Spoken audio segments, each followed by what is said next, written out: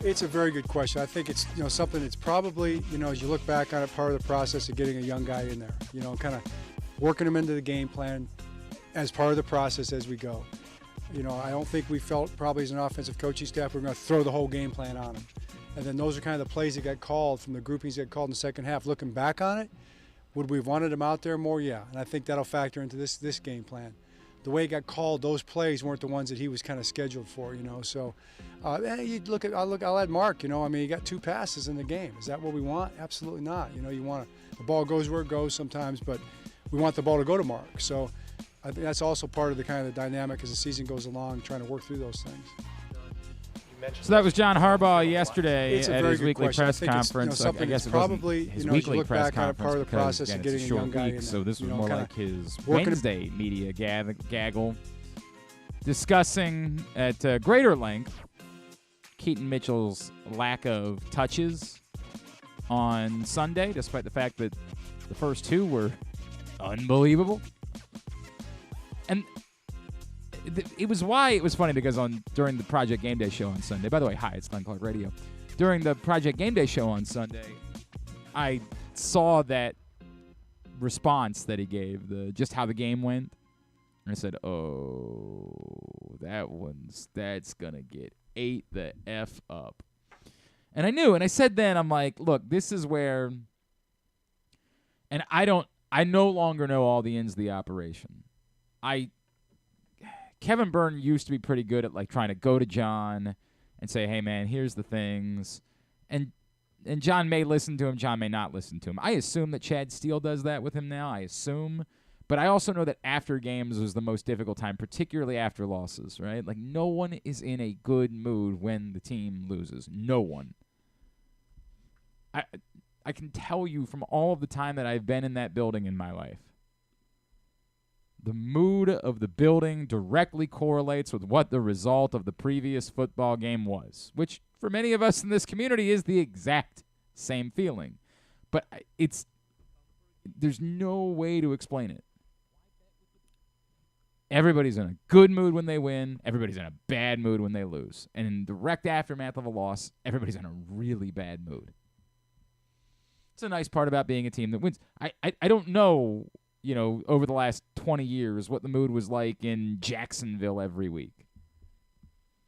Maybe they just sort of got numb to it, and like besides the coaches, maybe the people that worked in the laundry department in Jacksonville like could be in a good mood even if the team lost because they were just kind of used to it. I don't know. But John Harbaugh doesn't want to be coached up on what are good PR responses to questions after his team just lost. He didn't really say – nothing that he says changes the fact that we all think Keaton Mitchell probably should have seen the ball more. I do think that John Harbaugh's point, and I tried bringing this up with somebody who was on the show yesterday. I wish I could remember who it was. We had a few guests on the program yesterday. I brought it up. It might have been Kadri. The question of is it fair to say – like this is the part that I think we get detached from reality about. What John Harbaugh said – I think is real. Keaton Mitchell has next to no NFL experience. As exciting as he is, Keaton Mitchell, I don't know with certainty that if Keaton Mitchell was quizzed on remember the scene in the first season of Friday Night Lights where the dude behind the counter, the new quarterback after the kid got hurt, the new quarterback is being quizzed by Fat Damon about like what all the plays are. That, I don't know if they gave Keaton Mitchell that quiz that he'd be able to ace it. He's barely been around. He's barely been involved. So, John Harbaugh's point is taken. As much as we're excited about Keaton Mitchell throwing everything at him and saying, you're going to be the guy, I can understand why they said coming in, well, that might be limited. Now, do you rip that up and say, dude, the guy's too explosive, you just have to get the ball in his hands somehow, some way? This goes back to the eternal, if somebody's really good at catching but terrible at blocking, This was J.K. Dobbins' problem early on, right? Like, we were all excited about J.K. Dobbins' potential as a running back. But remember, the playoff game in Buffalo turned because J.K. Dobbins whiffed on a block. Utterly, completely whiffed. It's the part of the story that nobody ever talks about. That's a touchdown right before the interception that changed the game if J.K. Dobbins doesn't whiff on that block. And while I never got the sense, there have been players during their time in Baltimore that I have been told, yeah, that guy can't be on the field because he's going to get somebody killed. Running backs in particular.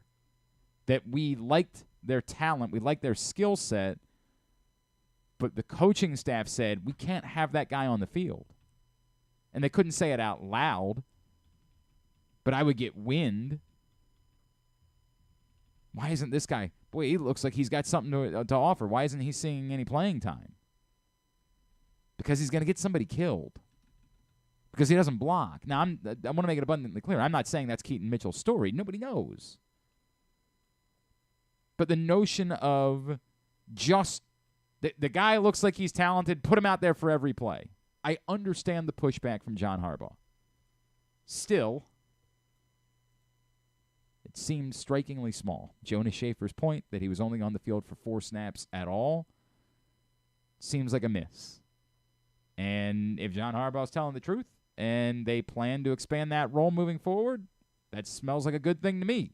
Certainly smells like a good thing for Keaton Mitchell fantasy owners, who still got, despite the fact that he barely touched the ball, something like 15 points out of him on Sunday. Might have been helpful for you. I don't really have anything else to say about Sunday's game. I'm kind of moved on from it. We'll talk about it in a minute. Chuck Pagano is going to join us this morning. We will get his thoughts on what he saw from the Ravens. This is a nice thing about being a Thursday week is like we can kind of start shifting focus like ASAP. So we'll look to do that at some point in the next day or two. But we will chat with Chuck Pagano about what he saw on Sunday and what the Ravens need to fix. Also this morning, we do our regularly scheduled Tuesday events. Patrick Stevens will join us, but that'll be pleasant too. Lots of pleasant stuff to talk about. Ravens lost. Maryland stinks.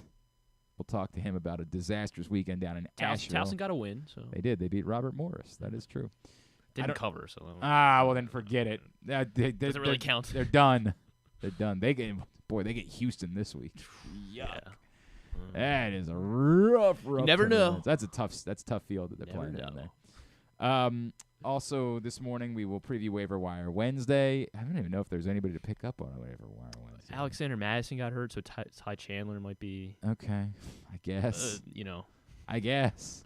Hail Mary. I guess we should talk more about Noah Brown, who like last week we were kind of dragging our feet on. Are we no longer dragging our feet? I don't know when. What's his face? Nico Collins comes back, so that probably has something to do with it. Not great options, but we will discuss the options that do exist with our buddy Joe Serpico from PressBox and County Sports Zone Radio. The MIAA finals are set. Griffin's guys at Concordia Prep. They're in the B title. My guys. That's his team. They call them the Fighting Griffins. That's what they call them, actually. That's the name of the team, the Concordia Prep Fighting Griffins. That would be a good name. That would be a good. The Flying Bass is what they call them. We will chat with our buddy Wes Brown about the MIAA finals, the next round of the MPSSAA playoffs, and everything else going on in the world of high school sports this week. So that's all on tap this morning. The news last night, of course, was Gunnar Henderson officially named Rookie of the Year.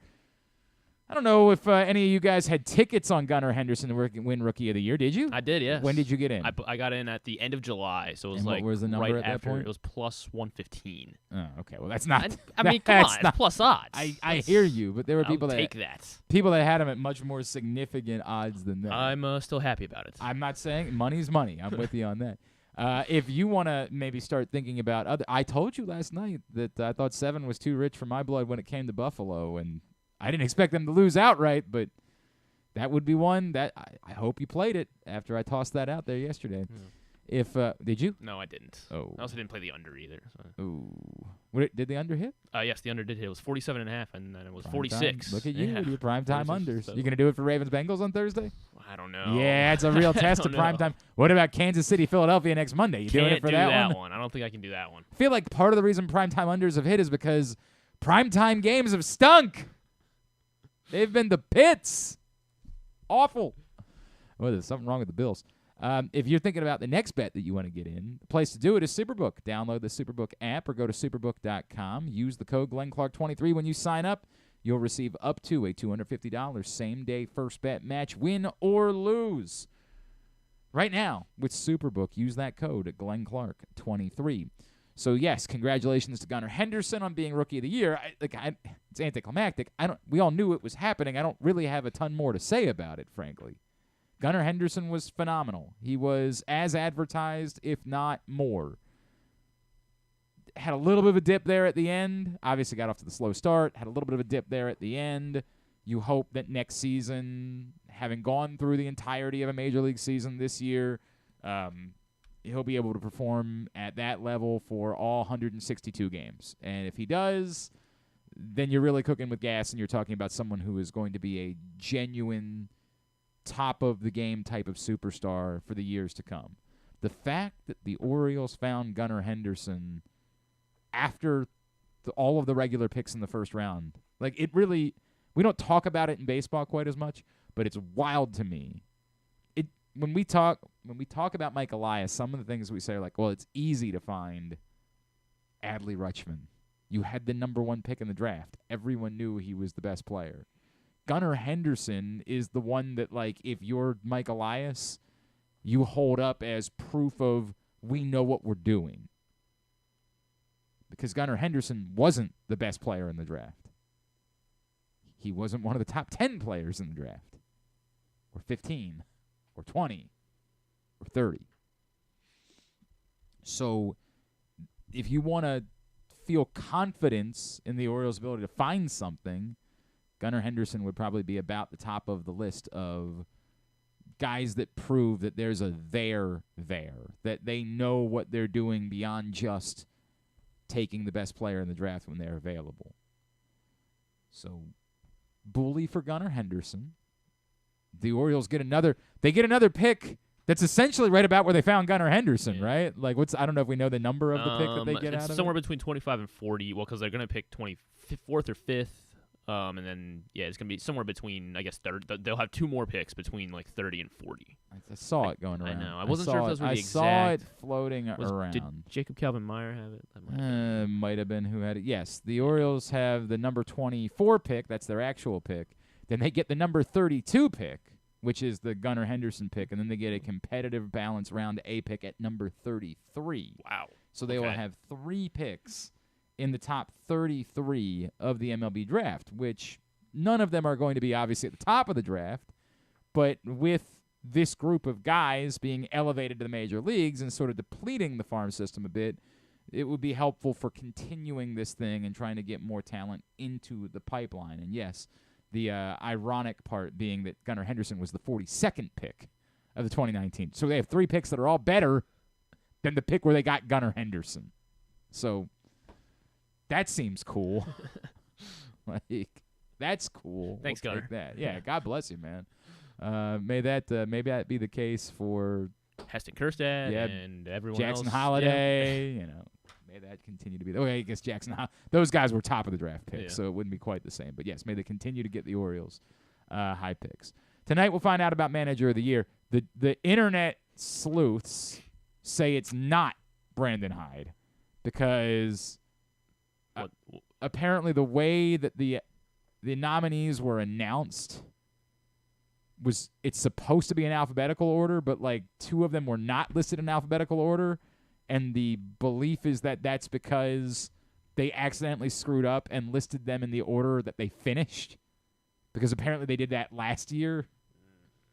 So that was one of the things the internet. Also, there was apparently some weird post that Jeff Passan tweeted that maybe suggested that, and then he tweeted it and deleted it. I am not all over. When he tweeted the nominees, right? Is that when it was? Because he tweeted out the nominees, I think, and they were in the order. Yeah, they were in the order that it felt like. One. Yeah, like the odds on. And then I think people started pointing it out. And they're like, "Oh, they did the thing where they accidentally." Bro, I gotta be honest with you, man. I am not this deep into Twitter. In order. I am not this deep into the game, so I don't know. But I thought Brandon Hyde should have been Manager of the Year. With all due respect, It would be one thing if the award was given out after the playoffs, in which case, like, yeah, Bruce Bochy is the manager of the year, of course. But the award isn't. Like, the playoffs aren't taken into consideration. It's not voted. It's voted on. It's voted upon at the end of the regular season. So because of that, in what world would Brandon? Am I living on Crazy Island? How could Brandon Hyde not be the manager of the year if you didn't involve the playoffs in the conversation? I don't know, man. Some weird stuff going on. It'd be funny when Craig Counsell wins for the National League. It'd be funny, right? Who holds the press conference?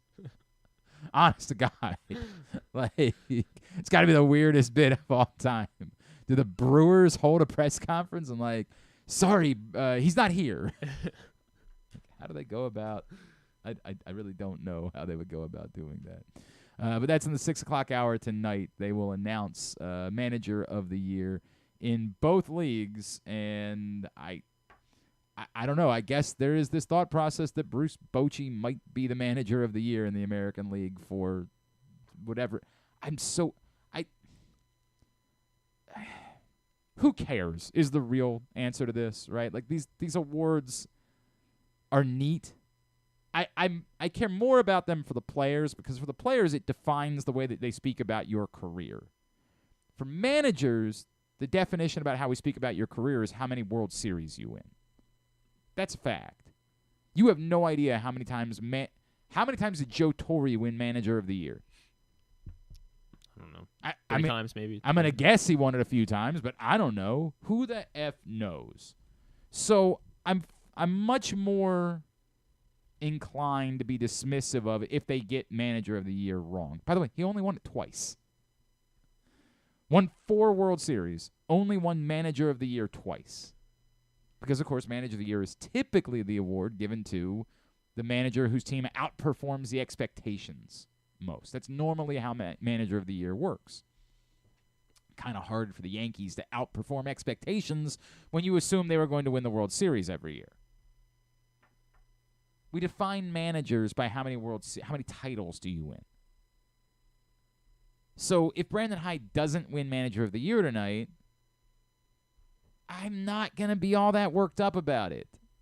I think they'll have gotten it wrong, but so what? We define everyone in this town knows how many MVP awards Cal Ripken won. Everyone knows. We define players by those types of things. Players are defined by, we talk about Cal Ripken and say he was Rookie of the Year, he was a 2-time MVP. We know all of those things off the top of our head. The player awards matter. I'm glad they got Rookie of the Year right. Because for Gunnar Henderson, he'll carry that with him for the rest of his life. For the rest of his life, Gunnar Henderson, when we talk about him, he'll be the Gunnar Henderson that won Rookie of the Year, was a 8-time batting champion, a 5-time MVP, and won 12 World Series titles. We'll talk about him like that for the rest of his life. I mean, I don't want to go crazy. Like, I want to go on the shallow end. Right? 13 would have been absurd. Yeah, obviously. That's how we talk about Gunnar Henderson and players, is by those awards. Managers, we don't. So I'm not going to like scream and lose my mind about it. But the absurdity of Bruce Bochy, again, for a regular season award, having a much better roster where they spent a ton of money on it, and not being as good as the Baltimore Orioles, winning Manager of the Year over Brandon Hyde would be mind-blowing. Mind-blowing. But people seem to think it's going to happen. So what are you going to do about that? If he wins, he wins. I can't fathom someone explaining why they would vote for Bruce Bochy over Brandon Hyde for Manager of the Year. I can't fathom that. But again, it's Manager of the Year. No one. The greatest manager in Orioles history is Earl Weaver. How many times did Earl Weaver win Manager of the Year? No one knows. No one knows. We don't care, man. We just don't judge managers by Manager of the Year. I don't even know if they even had Manager of the Year back then, so I can't tell you if he won doesn't look Manager of the like Year. his career, his accolades are an Orioles Hall of Famer, World Series champ, and his looking at number Wiki, is, right? Yeah, his That's number all is you're retired. doing. Yeah. I don't know when they started. When was the first Manager of the Year? It might be that. Don't we have to call somebody here? Oh, yeah, we do. I got to get to that. I don't know what's going on with Griffin over there.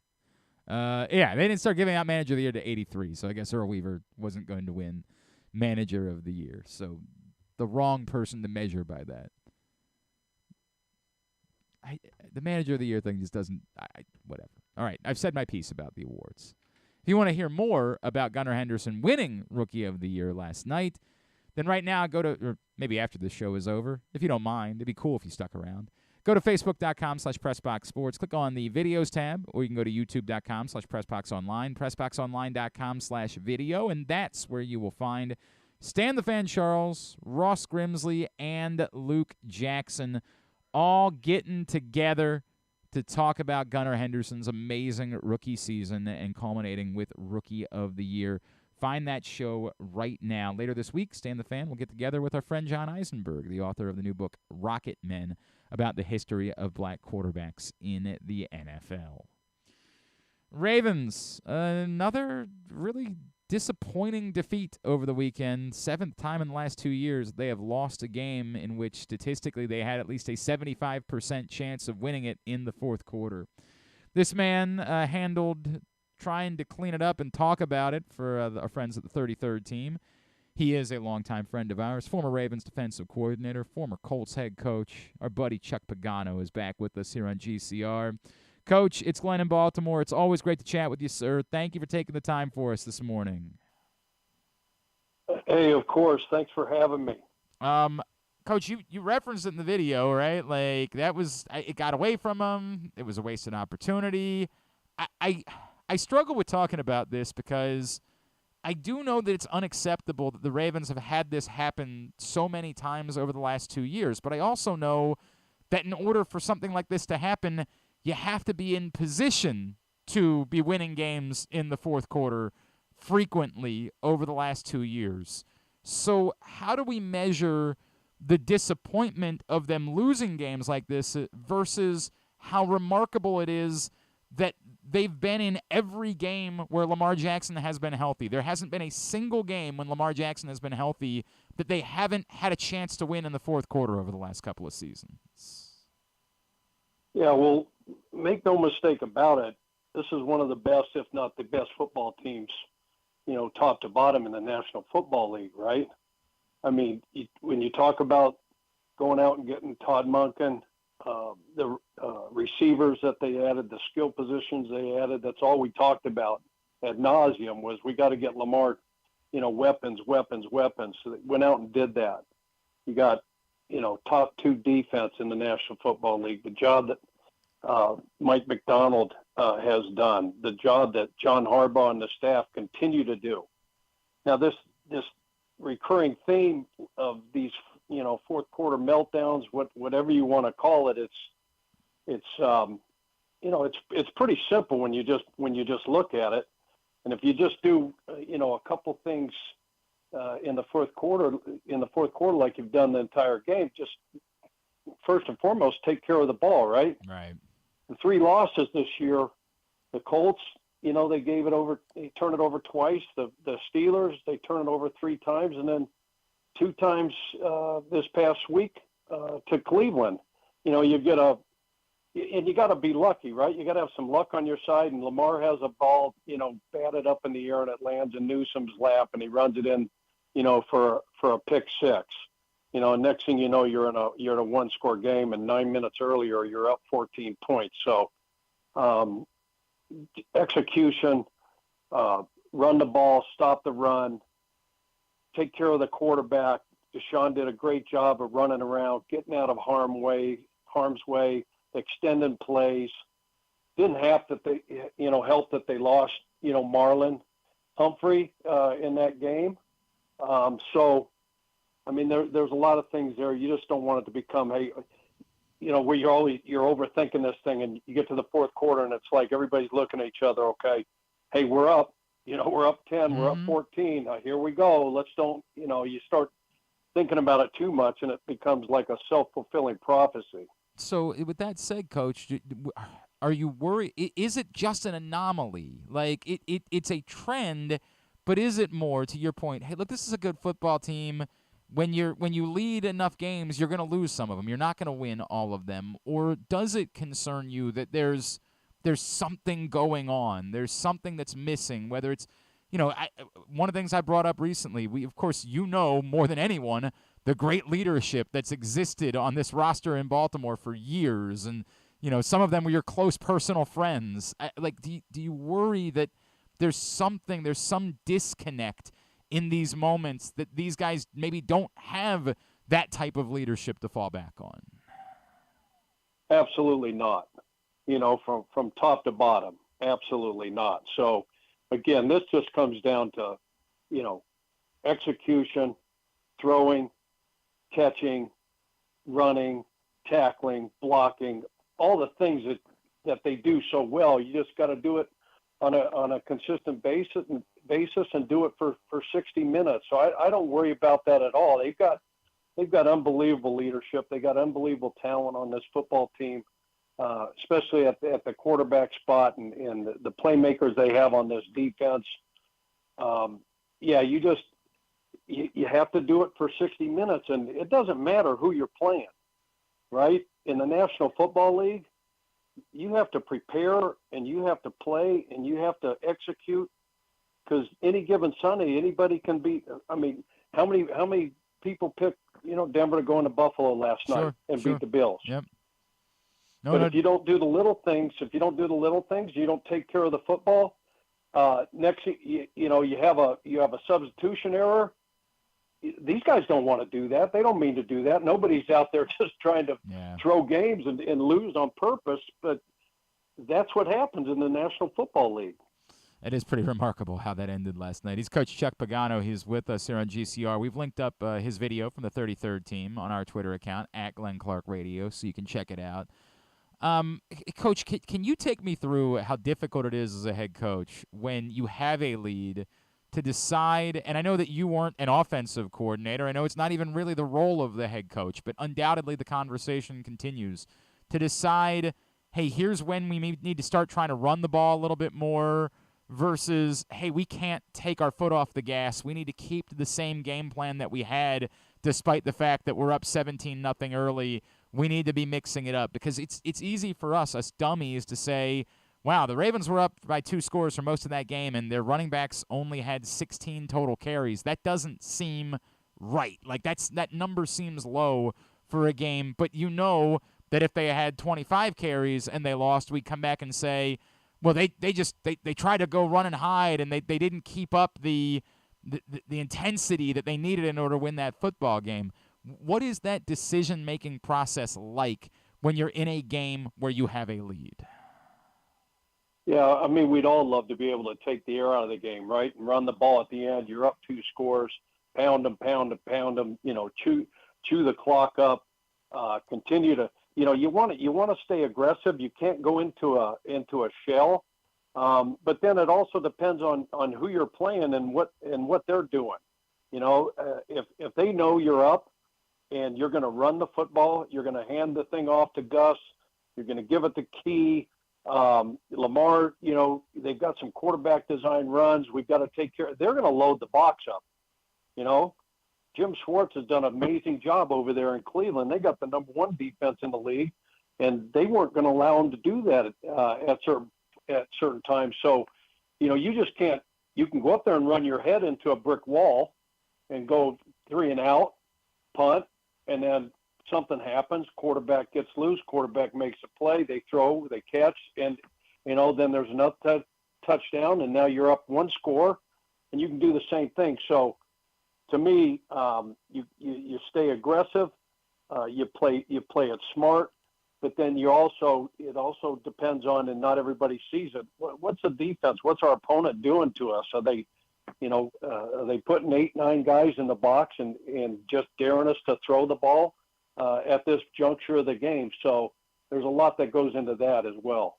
Coach, one of the things that stood out for me on Sunday was, and it was brought up to me by a couple people during the week, Man, I'm scared about the Browns because they need this one. And it was something that I hadn't thought I don't know how much those things matter. Like when a team, hey, if you lose this one, you're essentially out of the division race before Thanksgiving with a quarterback that has, the richest deal in NFL history. The Bengals might start to be in a similar situation coming into this Thursday night, right? Like where if they were to lose that game and have been swept by the Ravens, they're almost all but out of the division race before Thanksgiving. How dangerous is it? How does it impact a team when you are up against that type of circumstances? How much more dangerous can a team be when they really are in almost desperate measure at this point in the year? Yeah. There's no doubt about it. There's no team that's more dangerous than one that is sitting where you just described. Cleveland coming in last week, Cincy coming in, Thursday night on a short week, and believe me, I've worked for John and in that organization, and they didn't sneak up on Right. the Ravens. Nobody's going to sneak up on this football team, regardless of what that record is, and it all comes down. It was nameless, faceless objects. With John and the Ravens. It was always about us, and it didn't matter about the opponent. Sure, we knew the opponent, we studied the opponent, we prepare for the opponent. Your matchup, your assignments, what your job, your all that stuff, right? Players and coaches. So it isn't, because you're a desperate team. Everybody's good. Anybody can beat anybody on any given Sunday. So it comes down to you got to show up. You got to play. You got to play hard. You got to give great effort, have that enthusiasm, all that stuff, because they all can beat you. And there's no division, as good as the AFC North right now in the National Football League. There's not all four teams have winning records, and no other division in the National Football League can say that right now. So. Yeah, I mean, if I'm sitting here, I'm Cincinnati. I'm 5-4 right now. I've already gotten beaten by the Ravens. This is a must-win for. Yeah, you're going to get their best shot, but guess what? You're going to get everybody's best shot, especially when you're the Ravens. You're 7-3, and you're being talked about the way you are in the National Football League. Coach, I'll go back to what you said earlier, though. Nothing about these disappointments. Nothing about the way that they've lost some of these games in the fourth quarter this year, last year. Nothing that wavers your belief that this continues to be, if not the best, then one of the top teams and one of the teams with the best chance of making a run to a Super Bowl. No, absolutely not. And again, both teams are coming in on a short week. Ravens are at home. Cincy's got to travel to them. No, I'm not worried at all. There's just too good of coaches, too good of talent, organization, top to bottom. They'll get this thing rectified. And again, it's really simple. Just do the little thing. Take care of the program. Like McAfee always says, right? Yeah. The ball is the program, and so if we just do that. And do the little things better than everybody else, we'll be fine. All right. I know you're right, and I certainly am not going to overreact to it, but boy, you know how this goes, Coach. You lose one game, and all of a sudden, it's the NFL, man. It just affects you. Well, like I said on the deal a week ago, hell yeah, I'm right. I know not you overreacting, but yeah. I'm like, yeah, Baltimore is the best football team, and not just the AFC. But the entire National Football League, and they still are. They're one of the top 2 or 3 teams, but you can't beat yourself. You just can't do it. No doubt. And it's some weird things going on. The Ravens can't kick a field goal these days, which is a bizarro world scenario. No, come on. I mean, you kidding me? I mean, you got the best kicker in the history of the game, right? It's a weird. And then we get a field goal block too, and I mean there's the difference in the game as well. It's a weird. There are some weird things going on these days, Coach. I don't know how to define them. Of course, the 33rd team, as Coach mentioned, obviously the Pat McAfee show as well each week, where he gets to go hang out with the guys. I don't know how much you love doing that, flying back to Indy for it. Anything else that we can plug for you, my friend? All good. It's always great being on with you guys. Coach, love you. Always appreciate taking the time for us. Thanks for doing this week. Appreciate you. Thanks. Coach Chuck Pagano with us here on GCR, as he always is. I keep thinking about that, and I don't know how I'm going to make my pick for Ravens-Bengals this week, but I keep thinking about that. I'll give our friend Stan the Fan some credit for that. Like, Stan was harping on that with the Browns. Like, they lose this game, the division's over. Like, they're showing up ready. And it's 100% the same way for the Bengals this week. Imagine if the Bengals lose this week. The Bengals lose this week. The Ravens are sitting at 8-3. They're sitting at 5-5, and the tiebreaker's gone. Sounds good to me. Yeah, I would love that, obviously. But, like, they know. They're aware. And they're pulling out all the stuff. This isn't just a football game for them. This is playing for your division life at this point. You'd be 2.5 games back, and really 3 because you add in the tiebreaker. With 7 weeks to play. They're desperate. Unbelievably desperate coming in on Thursday night. I think it's dangerous. I mean, they're good. I know they lost on Sunday, but like they lost on Sunday, they fought like hell. They're dangerous. They're really good. Better than their record indicates they are, because they were a mess at the beginning of the season when Joe Burrow wasn't right. It's a desperate team showing up here. And as much as the loss for the Ravens is disappointing, I don't know that they're desperate in the same way. So you got to beat a desperate team. You got to find a way to match that this week. You got to find a way to dig in and feel as desperate as they are to win. It's a tough thing to do when it doesn't speak to reality. The reality is the Ravens aren't desperate. The reality is the Ravens are still in very good shape.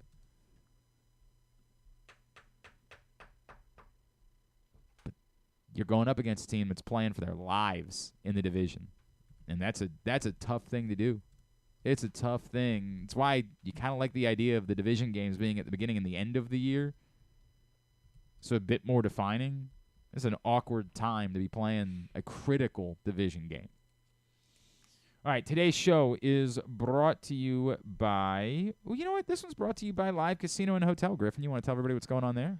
Yeah, maybe luck wasn't on your side at a recent bet at the FanDuel Sportsbook at Live Casino and Hotel Maryland. Well, you can turn those losses into winning opportunities. Maybe you took St. John's money line against Michigan last night. You know, it was first game of the Patino era in MSG, and they just got completely steamrolled by the Wolverines. So that didn't go too well.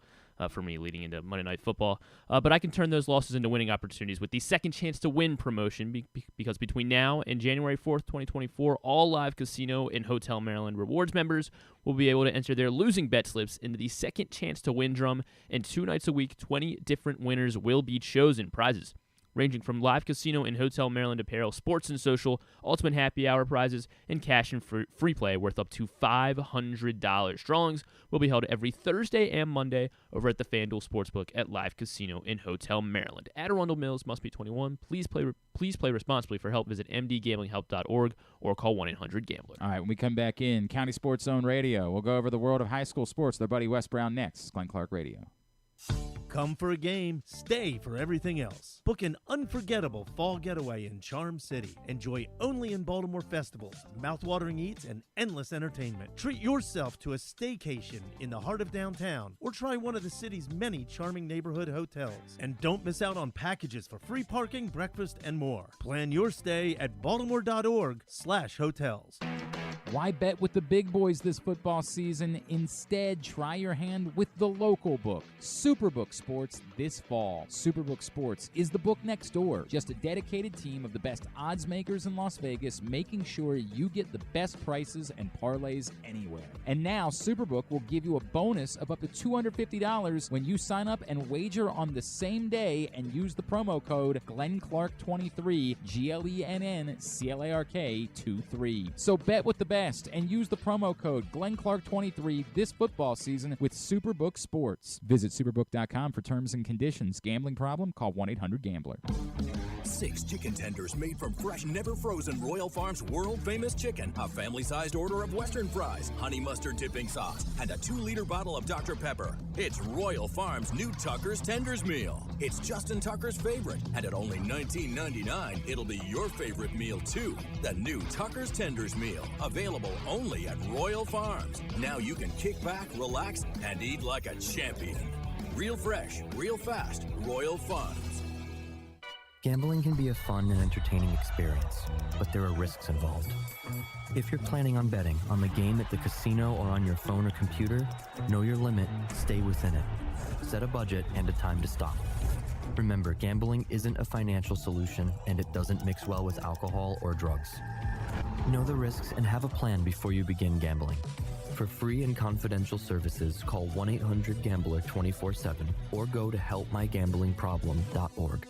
What's up, everyone? It's Tyus Bowser, and I've had so much fun hanging out with Rita and putting up with Glenn the last couple years that I've decided to do it again. Season 3 of the Tyus Bowser Show is happening this year, as we'll be all over town, giving you the chance to get to know me and some of my teammates. As we talk football, life in general, and just say what needs to be said. You can find out more about the show by going to PressBoxOnline.com/Bowser. If you don't live in the area, you can watch the shows live on Facebook and YouTube. And if you miss one, you can listen Friday nights at 105.7 The Fan. So we'll see you all season long for the Tyus Bowser Show, a partnership of PressBox and Great Ace Memorabilia. The next Tyus Bowser Show is Tuesday, November 21st at Mother's North Grill in Timonium. It's brought to you by Superbook Sports, AJ Michaels, and HelpMyGamblingProblem.org. What company has the expertise to make your home healthier by purifying your air and killing all viruses, allergens, and bacteria? AJ Michaels, Heating and Air Conditioning in Baltimore and Annapolis,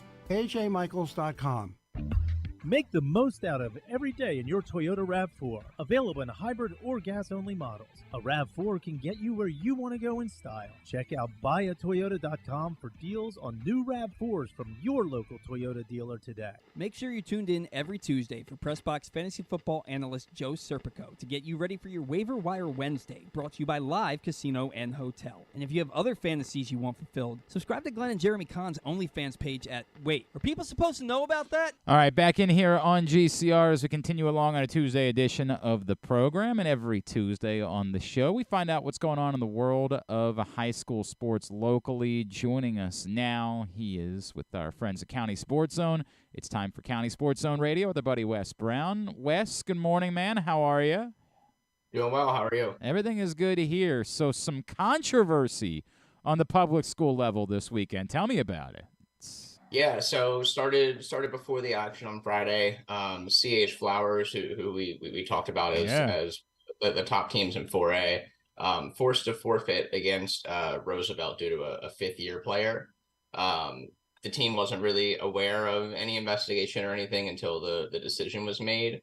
And when you dig a little deeper into it, it seems to be someone who played like a COVID year, spring, small season at a private school, counted that as a fifth year.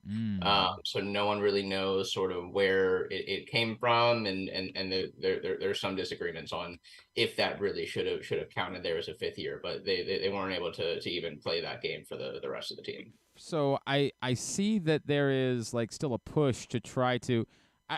It does feel awfully punitive for the entire team to be penalized because of this thing that does not appear to be egregious, right? Like this is a very fine line for me, Wes, because like I get rules are rules and you got to abide by the rules, but at the same time, like, wow, this seems very difficult to penalize an entire team. But are we up against the clock? Like, is it even possible for there to be any recourse here, or is it simply kind of over at this point? Yeah, so that's the thing with it being so last minute. I mean, the team held a bit of a rally, and they've been doing some change.org positions and stuff like that.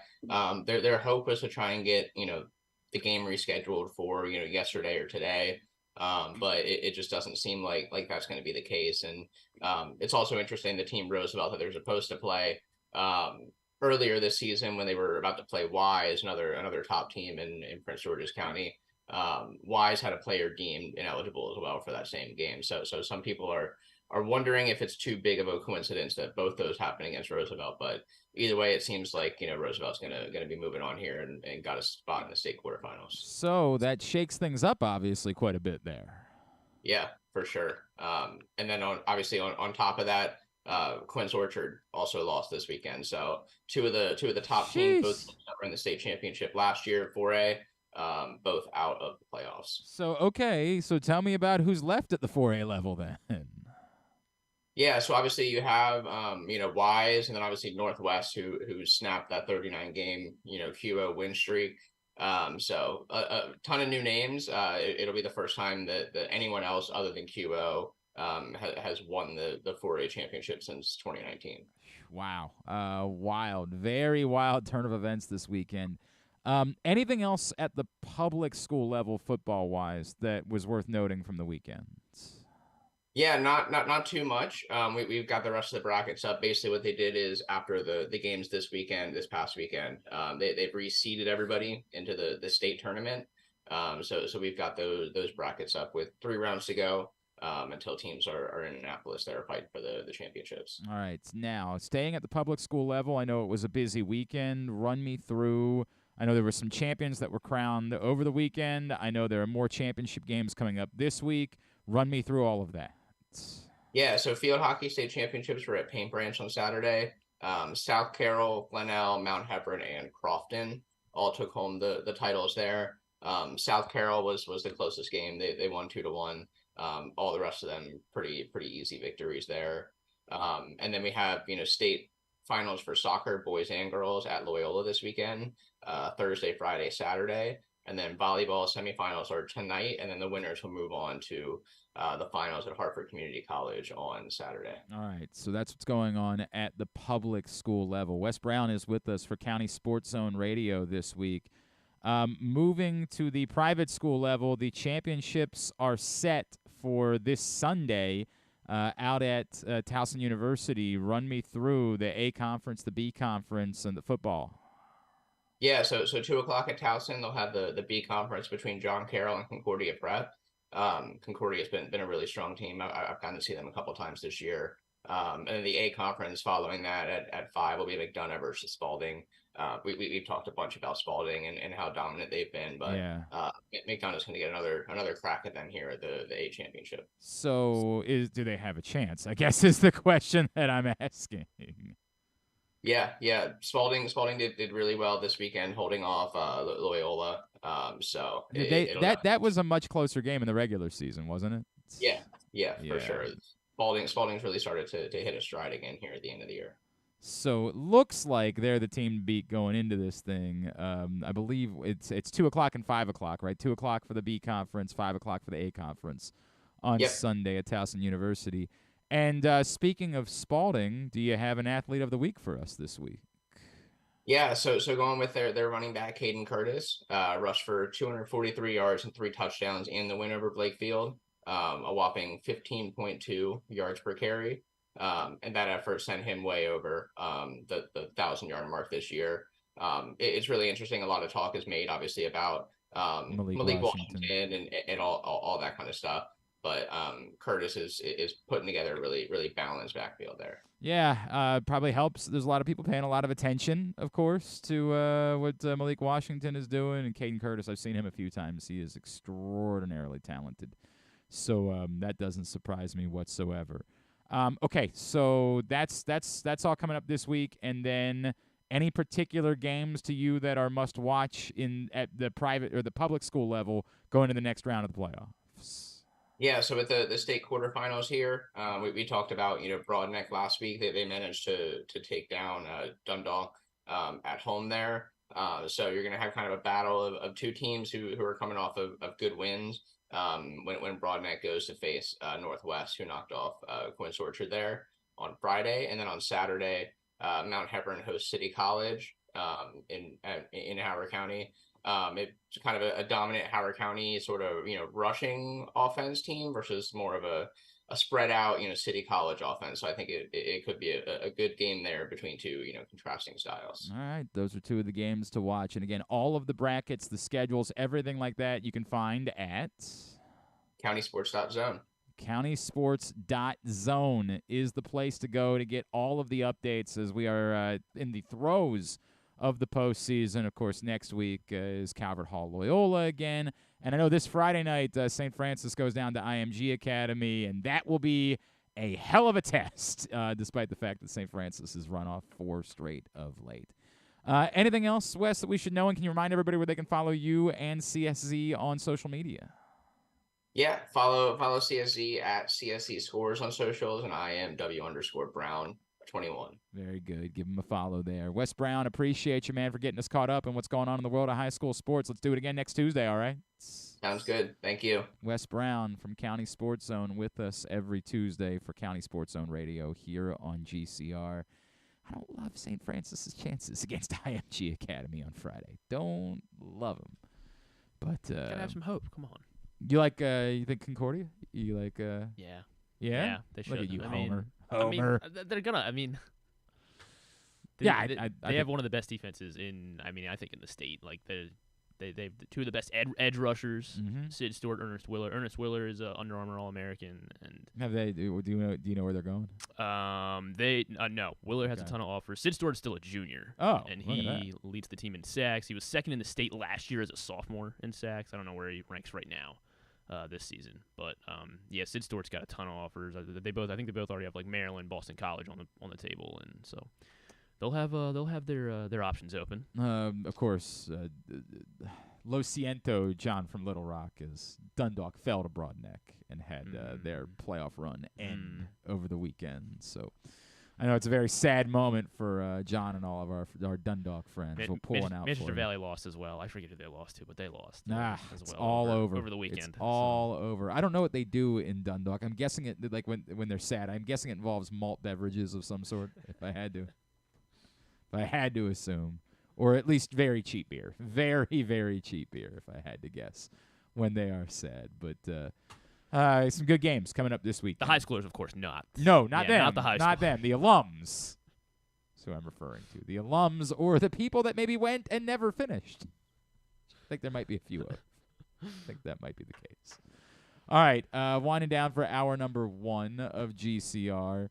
Today's show has also been brought to you by, or it's a reminder, the next Tyus Bowser show will be coming up next Tuesday night. 1 week from tonight, we are back in action. We will be back at Mother's North Grill in Timonium next Tuesday night for the next Tyus Bowser show. Find out more, PressBoxOnline.com/Bowser. The Tyus Bowser show is a partnership of PressBox and Grade 8's memorabilia. It's brought to you by Superbook Sports, AJ Michaels, and HelpMyGamblingProblem.org. It's really as simple as this. You got friends that are coming back home for the holiday next week, family members. And you're like, God, what am I going to do? We've all been there, man. Like, we have all been there. Most of my family is here. And now that I've got kids, it's not the same. When I was in my 20s, like, friends that had moved away would come back and stay with me. Would be like on air mattresses in an apartment. And I'd be like, I guess we're going to go to the movies. Everybody goes to the movies. Thanksgiving weekend. It's the only good. Nobody went and saw the Marvels this weekend. It was awful. Maybe the movie's good. I don't know. But the box office was dreadful.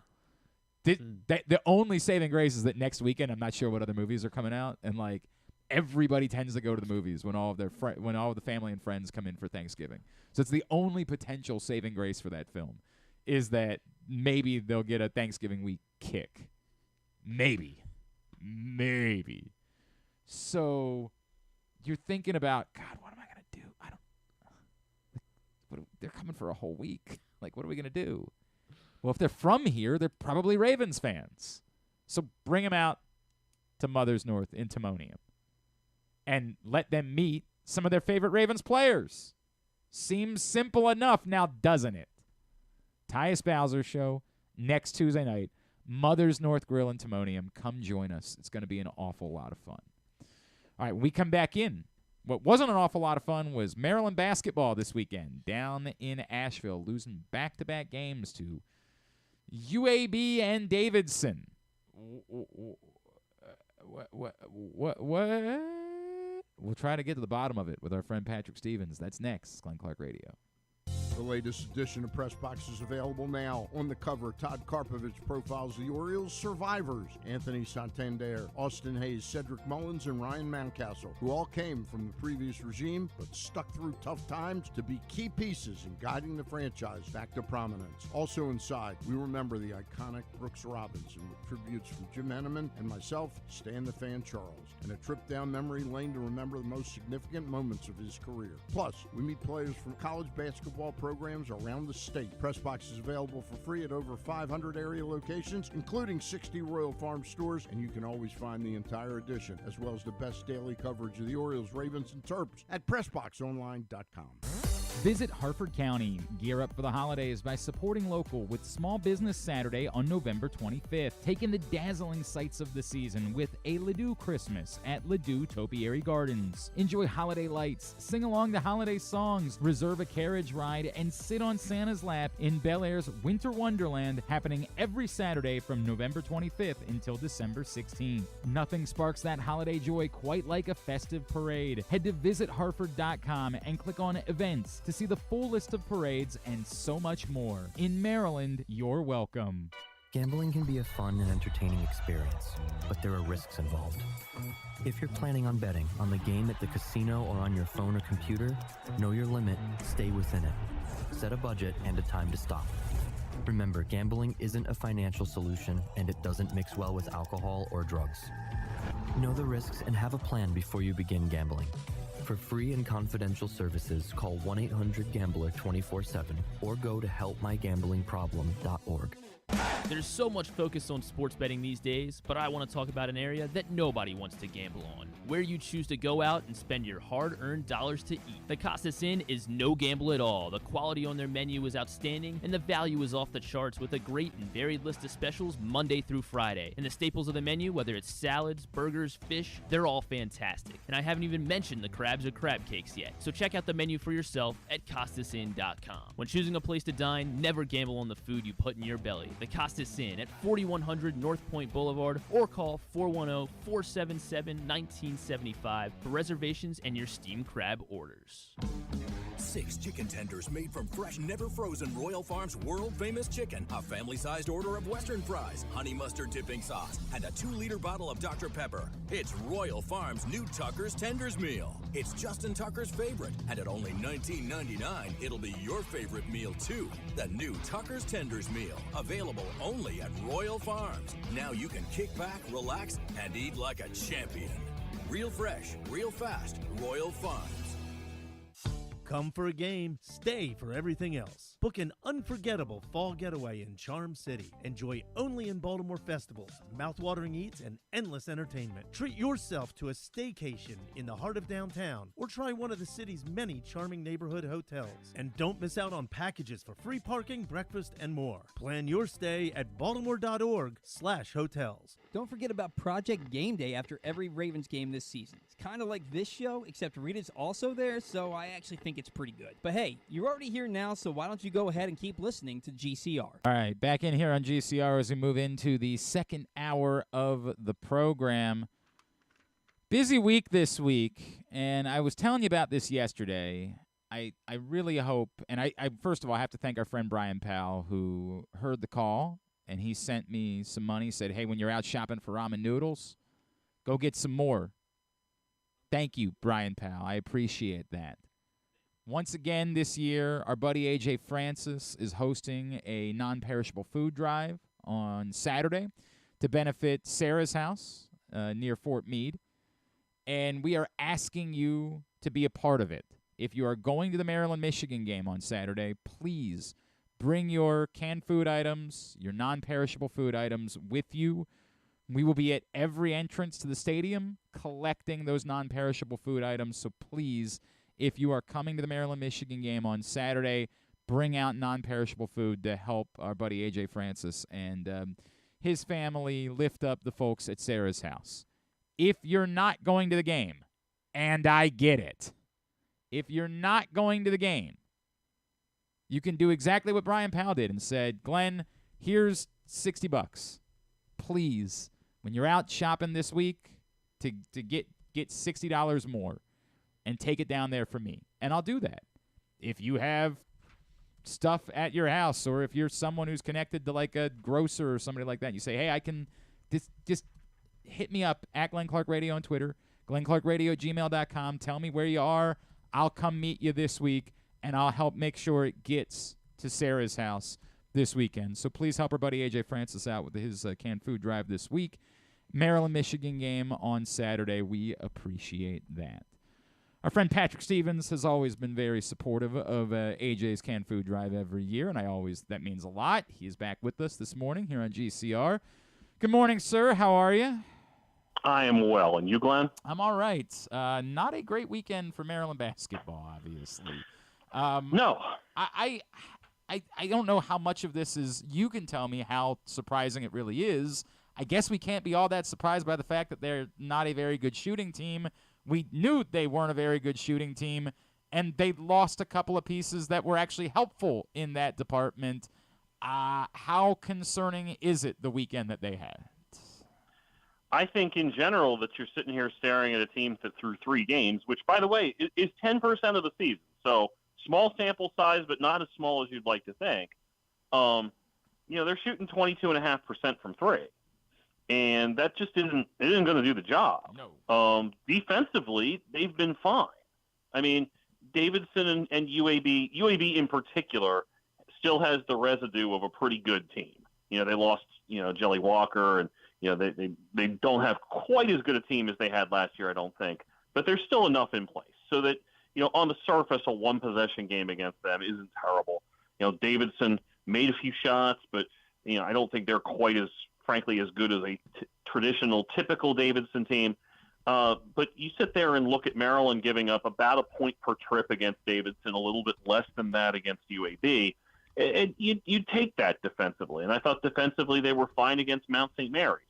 But offensively, they have not been as good as they should be. And that is a giant alarm, I think, at this point for this bunch. Because if they can't, you have to score to win. And in the modern game, you're going to need to knock down some 3-pointers to be able to pull that off. So I have not come away terribly impressed with what I've seen over the first week of the season. Understandably so. Is it as simple as saying either these freshmen are going to take serious steps forward in the coming months, or this just isn't going to be a very good basketball team? It very well may be the case, just based on the numbers, right? How many guys are they realistically going to expect to be contributors on this team at this point?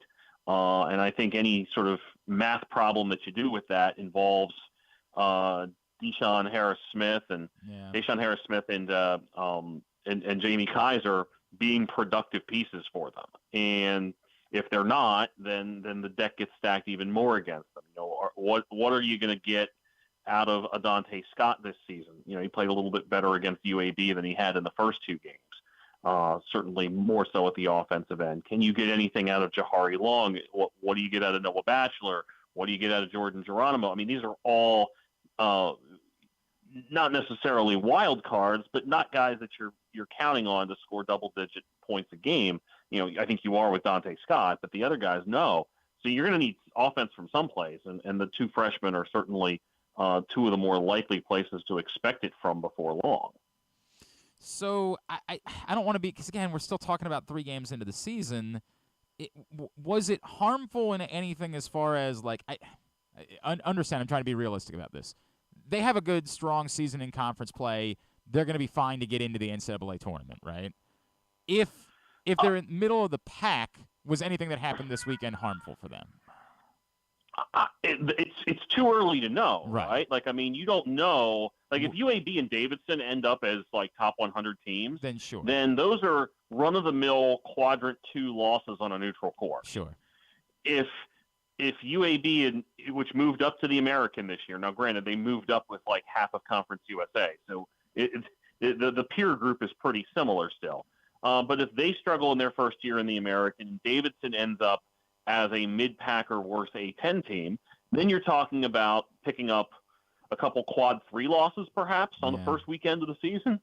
Not great. Yeah. So, I think that the other element to this too, and I've been pestered about this already by somebody else this morning, like, again, it's too early to kind of start figuring out, well, this is definitely what is necessary, right? But I'll tell you this much. There have been only 3 teams ever to get at-large berths with 15 losses, and they were all SEC teams at the tail end of the last decade. Vanderbilt in 17, Bama in 18, Florida in 19.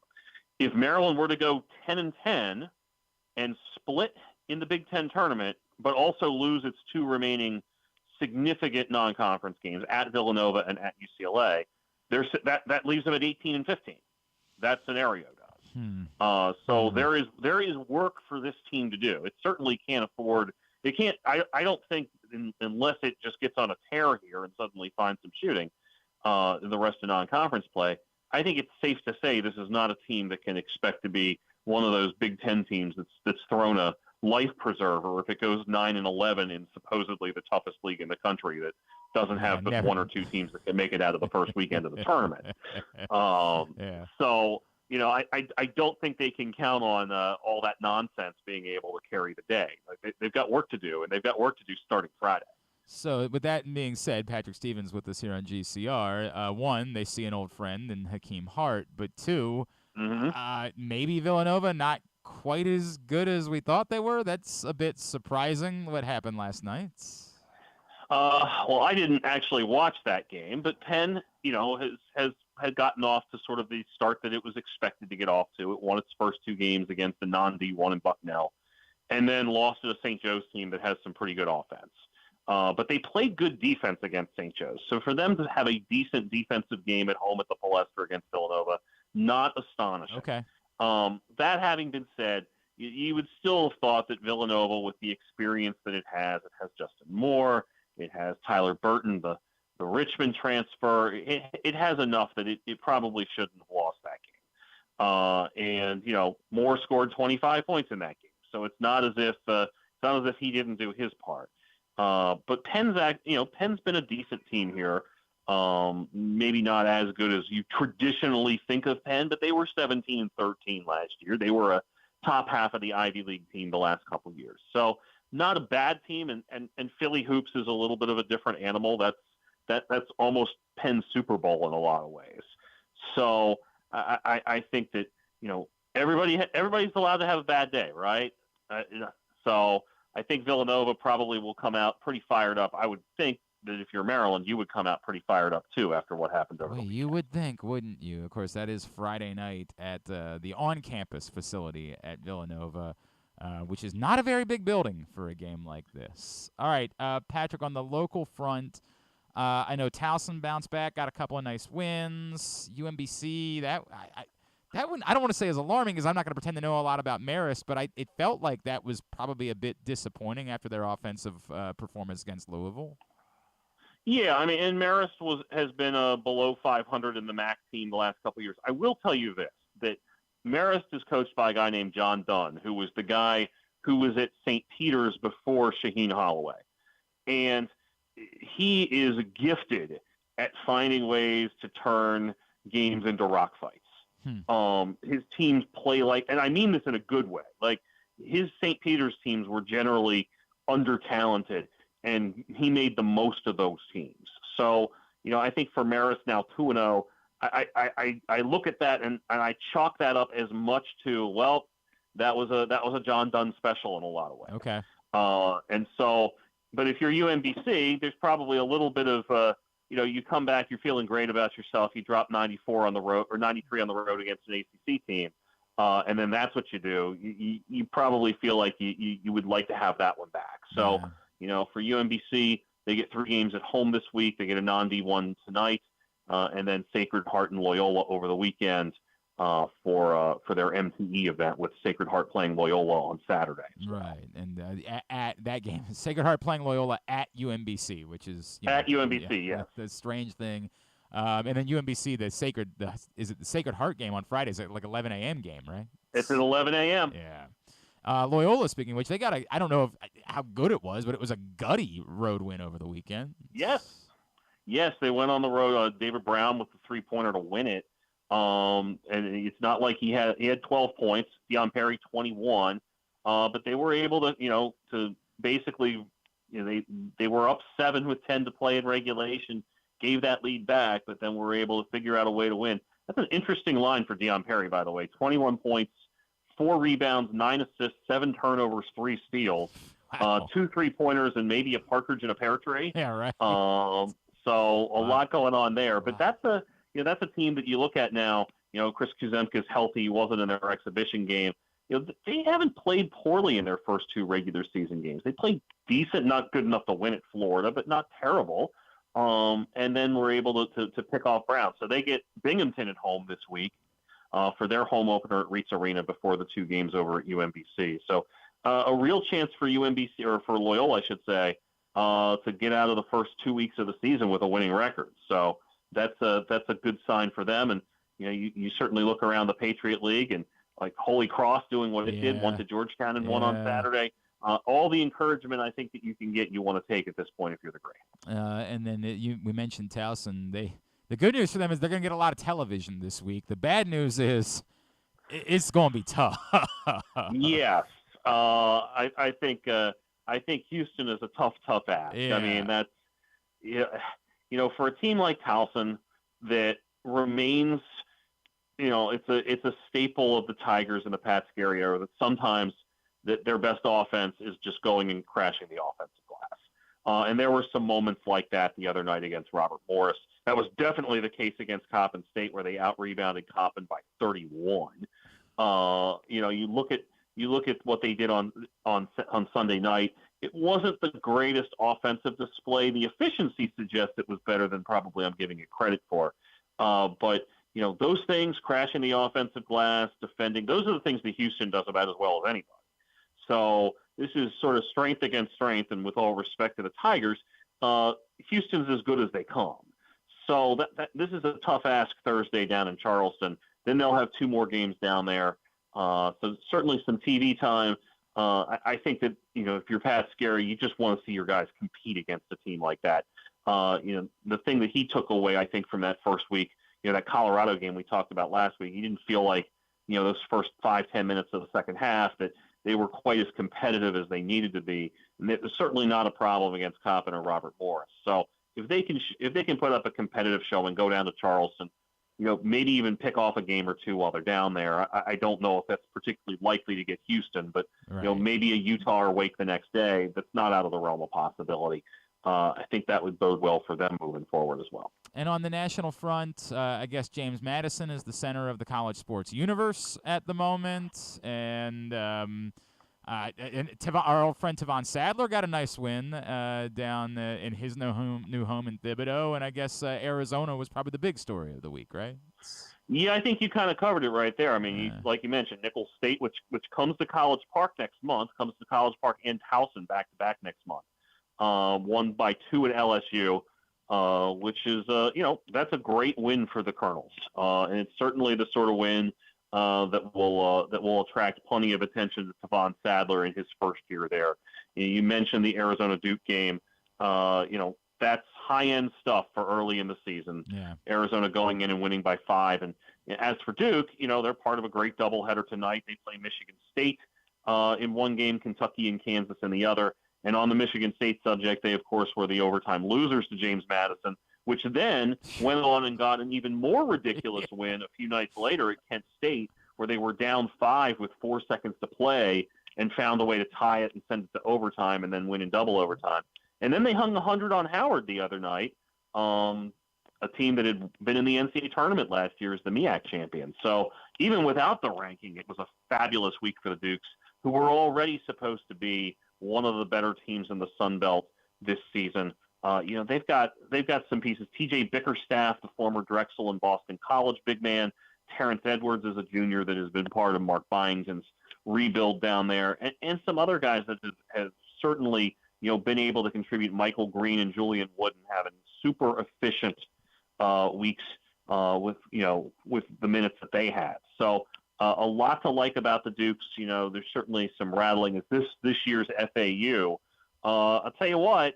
You look at their remaining schedule. They've got a neutral site event next week, but there isn't another high major team on their schedule.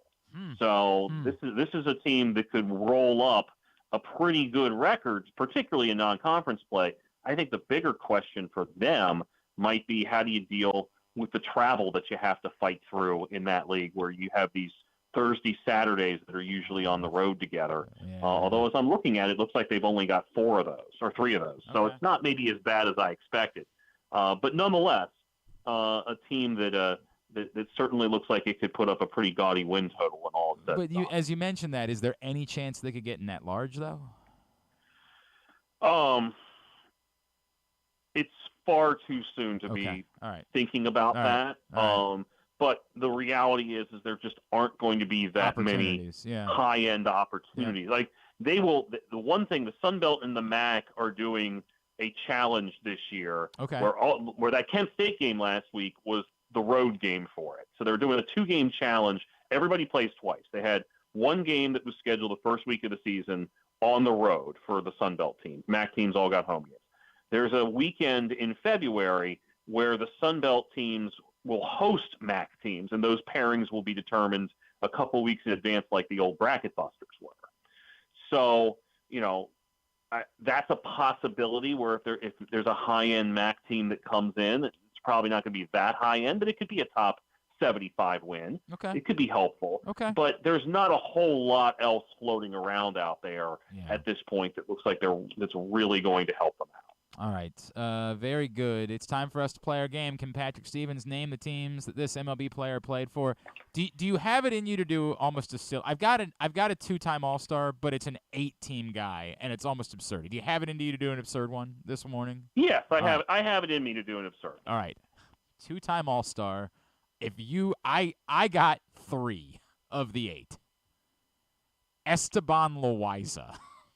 Esteban Loaiza. Well, Esteban Loaiza was definitely a Pirate. Most certainly was. I got that one. He was definitely a White Sox. Most certainly was. I got that one. He was definitely a Yankee. I did not get that one, for the record. I believe, was he in Oakland? He was in Oakland. I did not get that one. Was he a National? He was. That was the only other one that I got. Those are the 3 that I got. Okay. 3 more for And Esteban by the way, Loaiza. these are all now multi-year stops. There multi-year stops correct. for Esteban Loaiza. There are 2 different 3-year stops, and there is a 2-year stop as well. Well, we can't count the penitentiary where he got sent after he got busted with all the cocaine. No, I don't believe that was on the list. The California that Penal was not League, one of the 3-year stops. That's correct. I don't think he played with Rick Vaughn. Was he in Texas? That's a 3-year stop for Esteban Loaiza. This is unbelievable. I mean, this is now I got to make the 4-team one harder because I thought I was going to have to give you an easy one. 2 more stops for Esteban Loaiza, huh? Yes. Gosh, where else did he one pitch? of them was an All-Star. He was an All-Star in one of his other stops. Yeah, take it back. I take it back. He was no, never mind. I take it back. He was a split All-Star in this season. I don't think it's sorry. Go ahead. Just go ahead. Okay, he was an All-Star with the White Sox, yes, right? Correct. But he split that season. That's why it's a whole thing. Okay. For some reason, I thought that he went to the Yankees that season. But you know what? He did. I'm reading it the wrong way. I'm looking up instead of looking down. My fault. The season before his All-Star season. Never mind. It's on me. I screwed up badly. But we're still talking about 8 teams, right? Like I'm not trying to come up with like 2. There's 2 more teams. One was a 3-year stop. One was a 2-year stop. For Esteban Loaiza, I am kind of running dry here. Was he in Colorado? Not in Colorado, no. And how about maybe Milwaukee? Oh, you're going to kick yourself, Patrick. You didn't guess the Dodgers. I didn't guess the Dodgers. You didn't guess the Dodgers. And then the other one was Toronto. That was where he was before Chicago. and he was 3 seasons there. Still, 6 for 8 on Esteban Loaiza is bonkers. So I will have her stick it out. Give me the 4 teams for Jonathan Scope. Jonathan Scope is Baltimore, Milwaukee, Detroit, and Minnesota. There you go, 4 for 4. What's the schedule look like for you this week, my friend? Headed to GW tonight. They play Hofstra. Then I think it'll be Loyola tomorrow. Still kind of finalizing the plans for tomorrow. But they play Binghamton in their home opener. On Thursday, American saw Dwayne Simpkins' team win last night. First victory for him as a head coach. Very cool. So they play NJIT on Thursday. Sunday, I think I'll be at Georgetown American. So that's sort of what's on the horizon right now, plus a certain football game in College Park on Saturday. I will be there, but I'm not going to be able to stick around for the game, unfortunately. But I will be there that morning to help our buddy AJ out with his canned food drive.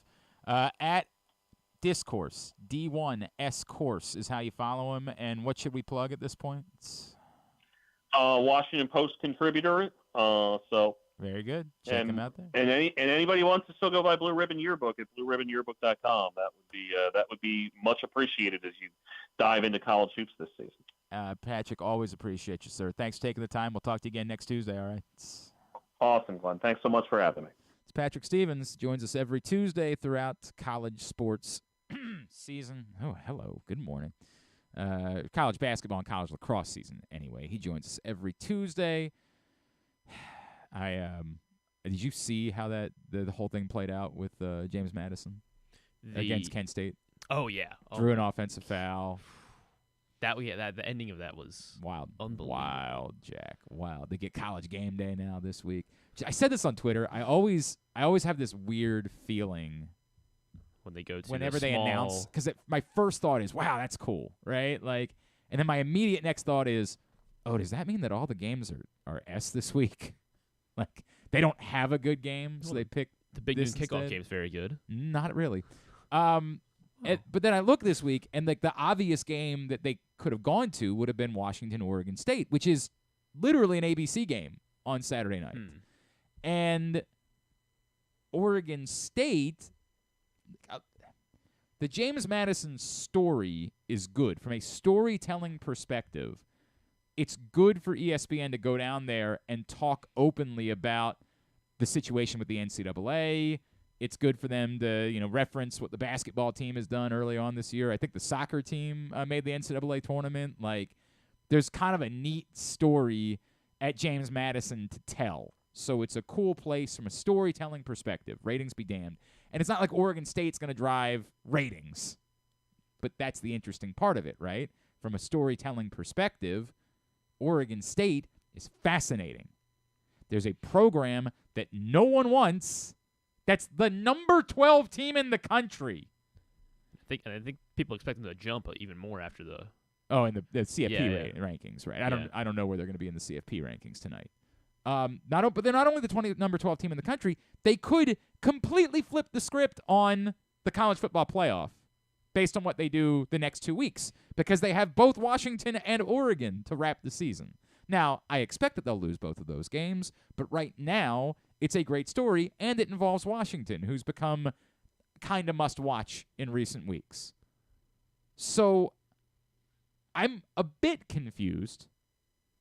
I don't know if they don't want to tell the Oregon State story because it's uncomfortable. Like, why is the number 12 team in the country being left behind that you have to talk about the world which most people think is coming to college football, which is the world in which the teams that matter are going to siphon off and separate themselves from the rest of the college football landscape?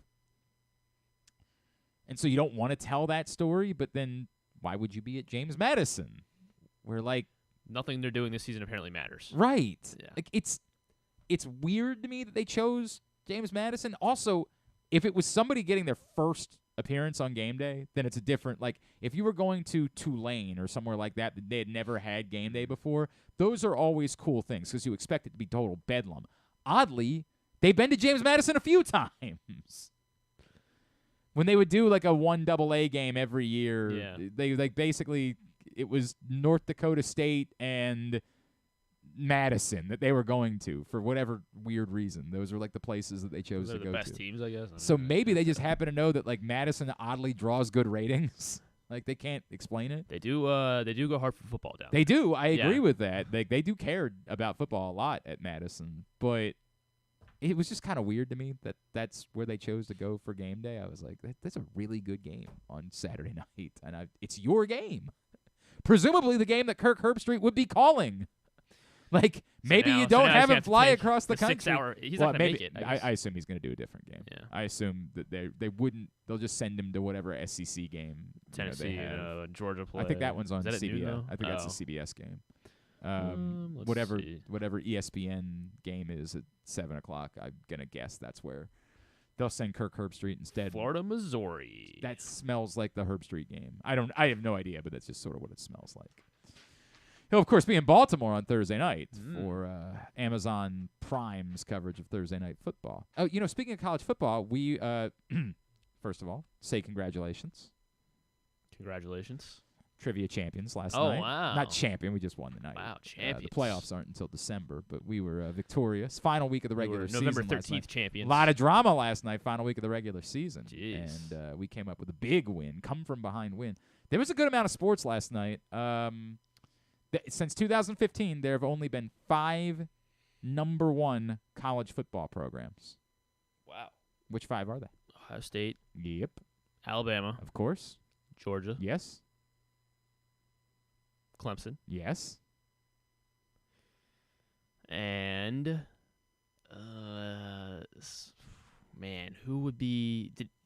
Because not Florida State. Not gonna say Florida State yet. Yeah. Well, man, who else would be a number 1? Was Michigan number 1? Michigan was never number 1. Darn it. Yeah. You got all Keep 5 going. right? Oh yeah. Keep going. Who am I forgetting?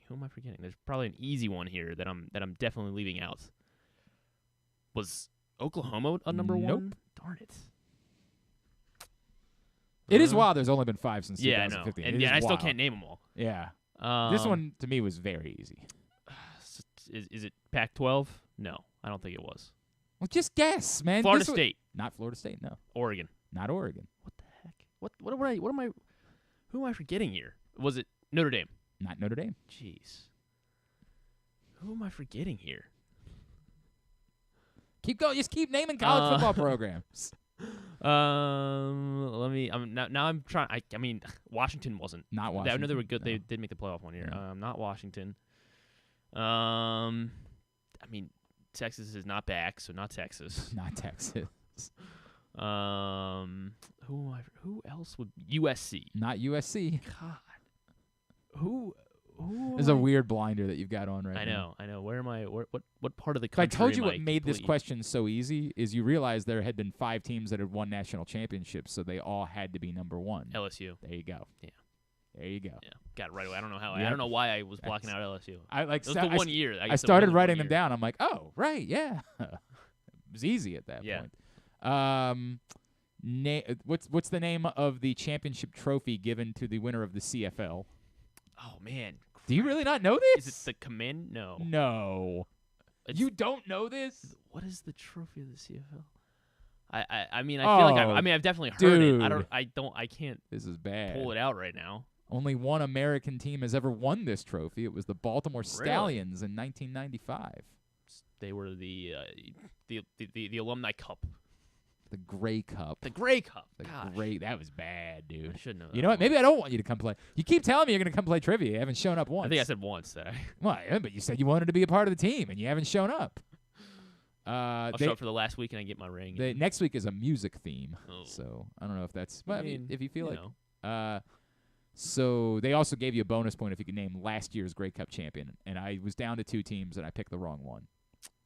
Was it the Toronto Argonauts? It was the Toronto Argonauts. I went with the BC Lions. Yeah, I screwed that one up. This one was a random one. There are 2 presidents that are recognized in sports Hall of Fames. One is in the National Amateur Wrestling Hall of Fame. The other is in the New Jersey Boxing Hall of Fame. Okay, all right. Start over again. Two presidents are recognized in sports Hall of Fames. One is in the National Wrestling Hall of Fame, but not like WWE, like amateur wrestling. Gotcha. The other is in the New Jersey Boxing Hall of Fame. Was William Howard Taft William Howard Taft was grappler? not. No, he was not the. We only got roll around on the mat. We only got the second one. We did so not you got get the New Jersey one. boxer. Got that one. Who was a New Jersey boxer? For either one, was Teddy Roosevelt? Teddy Roosevelt was a good. We thought that Teddy Roosevelt was a boxer, but we did not. Once we figured out who the second one was, we did not guess Teddy. I think we guessed Hoover was our wrestling answer, and it was not Herbert Hoover. Was Ike a boxer? He wasn't from Dwight Eisenhower. No, it was not. It was not the answer. Colson, you want to get in on this? Yeah, this is a good one. You want to guess? Come here. This is from trivia last night. It has to be. So it has to be within the past 100 years. So last night we won trivia last night. We're very happy. Good. One of the questions was, two presidents are recognized in sports Hall of Fames. One is in the National Wrestling Hall of Fame. That's amateur wrestling. Yeah, you mean not the? It could have been Trump, right? In theory. The other is in the New Jersey Boxing Hall of Fame. Wow. Mm-hmm. I'm gonna go with. That's the one we got. We did not get the wrestling one. I'm gonna go with Teddy Roosevelt and Gerald R. Ford. So Gerald R. Ford, of course, famously a football player. But I figured, and it would at make that sense level, that maybe he was also a Ray Lewis, state champion wrestler. Tony Siragusa. Ray Lewis is in the Wrestling Hall of Fame. Tony Siragusa, New Jersey state champion wrestler. It is not Gerald Ford, nor is it Teddy Roosevelt, who we were all convinced was a boxer. But again, we figured out the answer to the second one, so we guessed Herbert Hoover for the wrestling one, and we were wrong about that. Was Lyndon B. Johnson a boxer? Lyndon B. Johnson might have been, but he's not in. He was. Hall of Fame. I hear he was trained by Joe Johnson. Right. Jack Johnson. Actually. Jack Johnson. Yes, correct. Bring him here. Yeah. Right. Yeah. Put him on, man. See. All right. So I feel like Reagan then, just because. Not Reagan. He's done stuff. Nope. Wow. I know. It's not Jimmy Carter. All right. I'll let you off the hook. What if I tell you that you had to think about the possibility that someone was in a Hall of Fame without actually participating in the sport? That there was another reason. Abraham Lincoln. Abraham Lincoln is in the National Wrestling Hall of Fame. Really? It just dawned on me. He was. I remember now that he was like a wrestler as a youth, and he got in all these. I think they were even professional wrestling matches. So get paid. That's not. You got that one on your own. Yeah. The second one, the New Jersey Boxing Hall of Fame. Like it's legitimate. It's not Chris Christie. It's not. Think about maybe somebody that was involved with boxing in New Jersey. Christy Todd Whitman. What if I told you you've already said this person's name? Oh. Maybe owned casinos in Atlantic City where they held fights Donald all Trump? the time. He's in the really. Makes all the sense in the world after. So this is really how he's in the Hall of Fame because of the money he brought to the sport, because of the casinos. The reason I got it was because my buddy was like, "Well, Donald Trump's in the WWE Hall of Fame. You think that's what they mean?" I was like, "No, but but New Jersey casinos, fights." He was bringing Mike Tyson there. Yeah, Don King was partnered up with him. He revitalized fighting, and it's also when gambling kind of came to Jersey, and the two go together. Made all the sense in the world. Then they all went bankrupt. That life's that way. And then we got the final. We were trailing going into the final. We got the final. I don't know how you guys. I'll give it to you.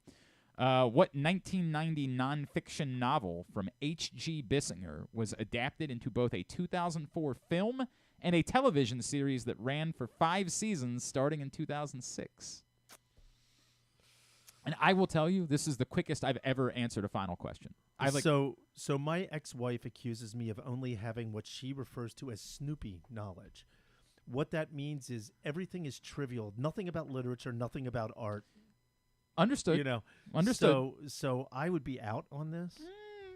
You'll go kick yourself a little bit over it. Sure. Oh no, when I know the show, when I know the TV show, yourself a little bit over it will. So 1990 nonfiction novel from H.G. Bissinger was adapted into both a 2004 film and a television series that ran for 5 seasons starting in 2006. Yeah, that's going to be bothersome to me because the film to television series, only 2 years later, too. Mm-hmm.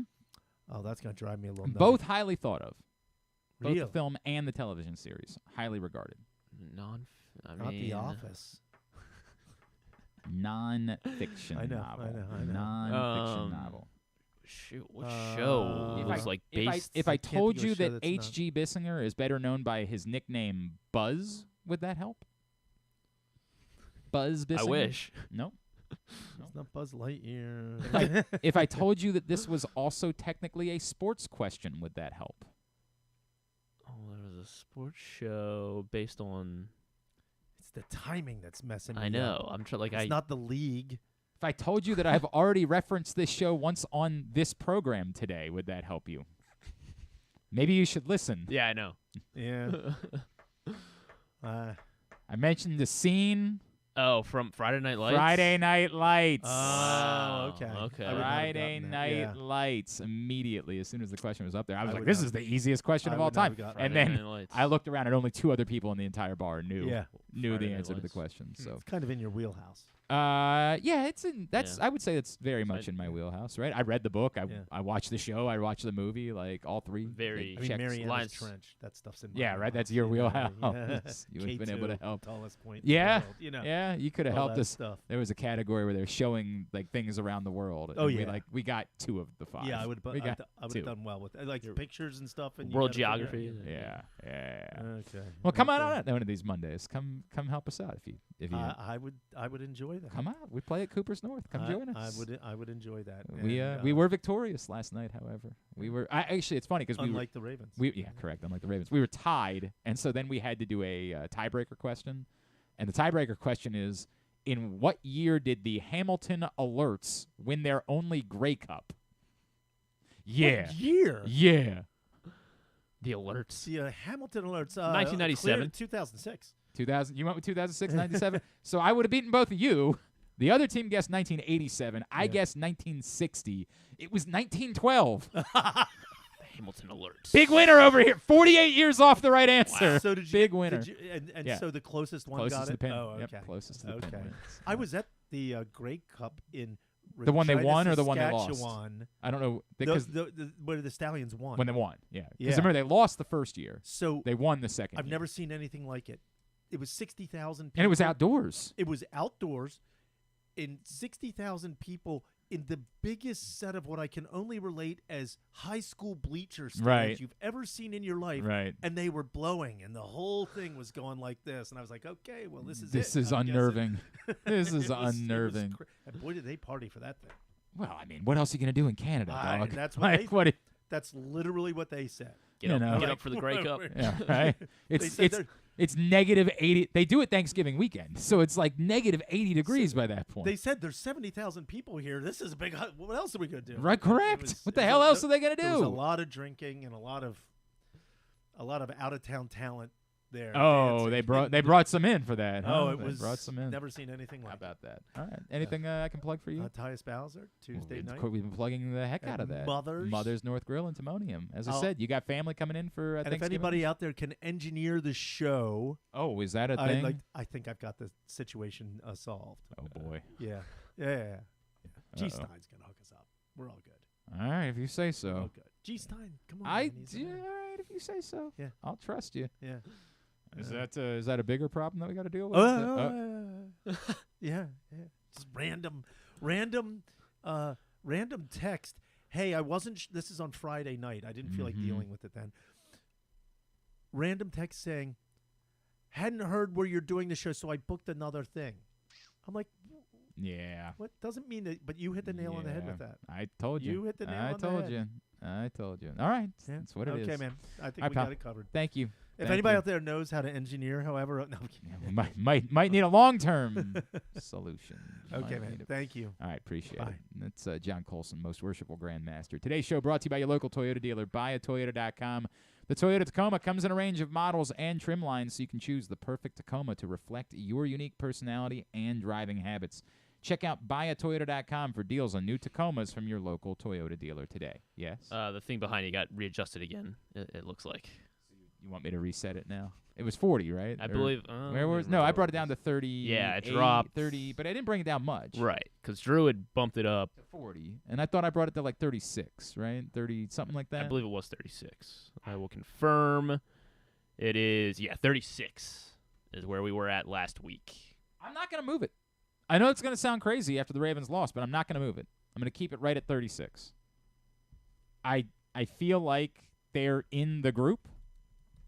I feel like they have a legitimate chance.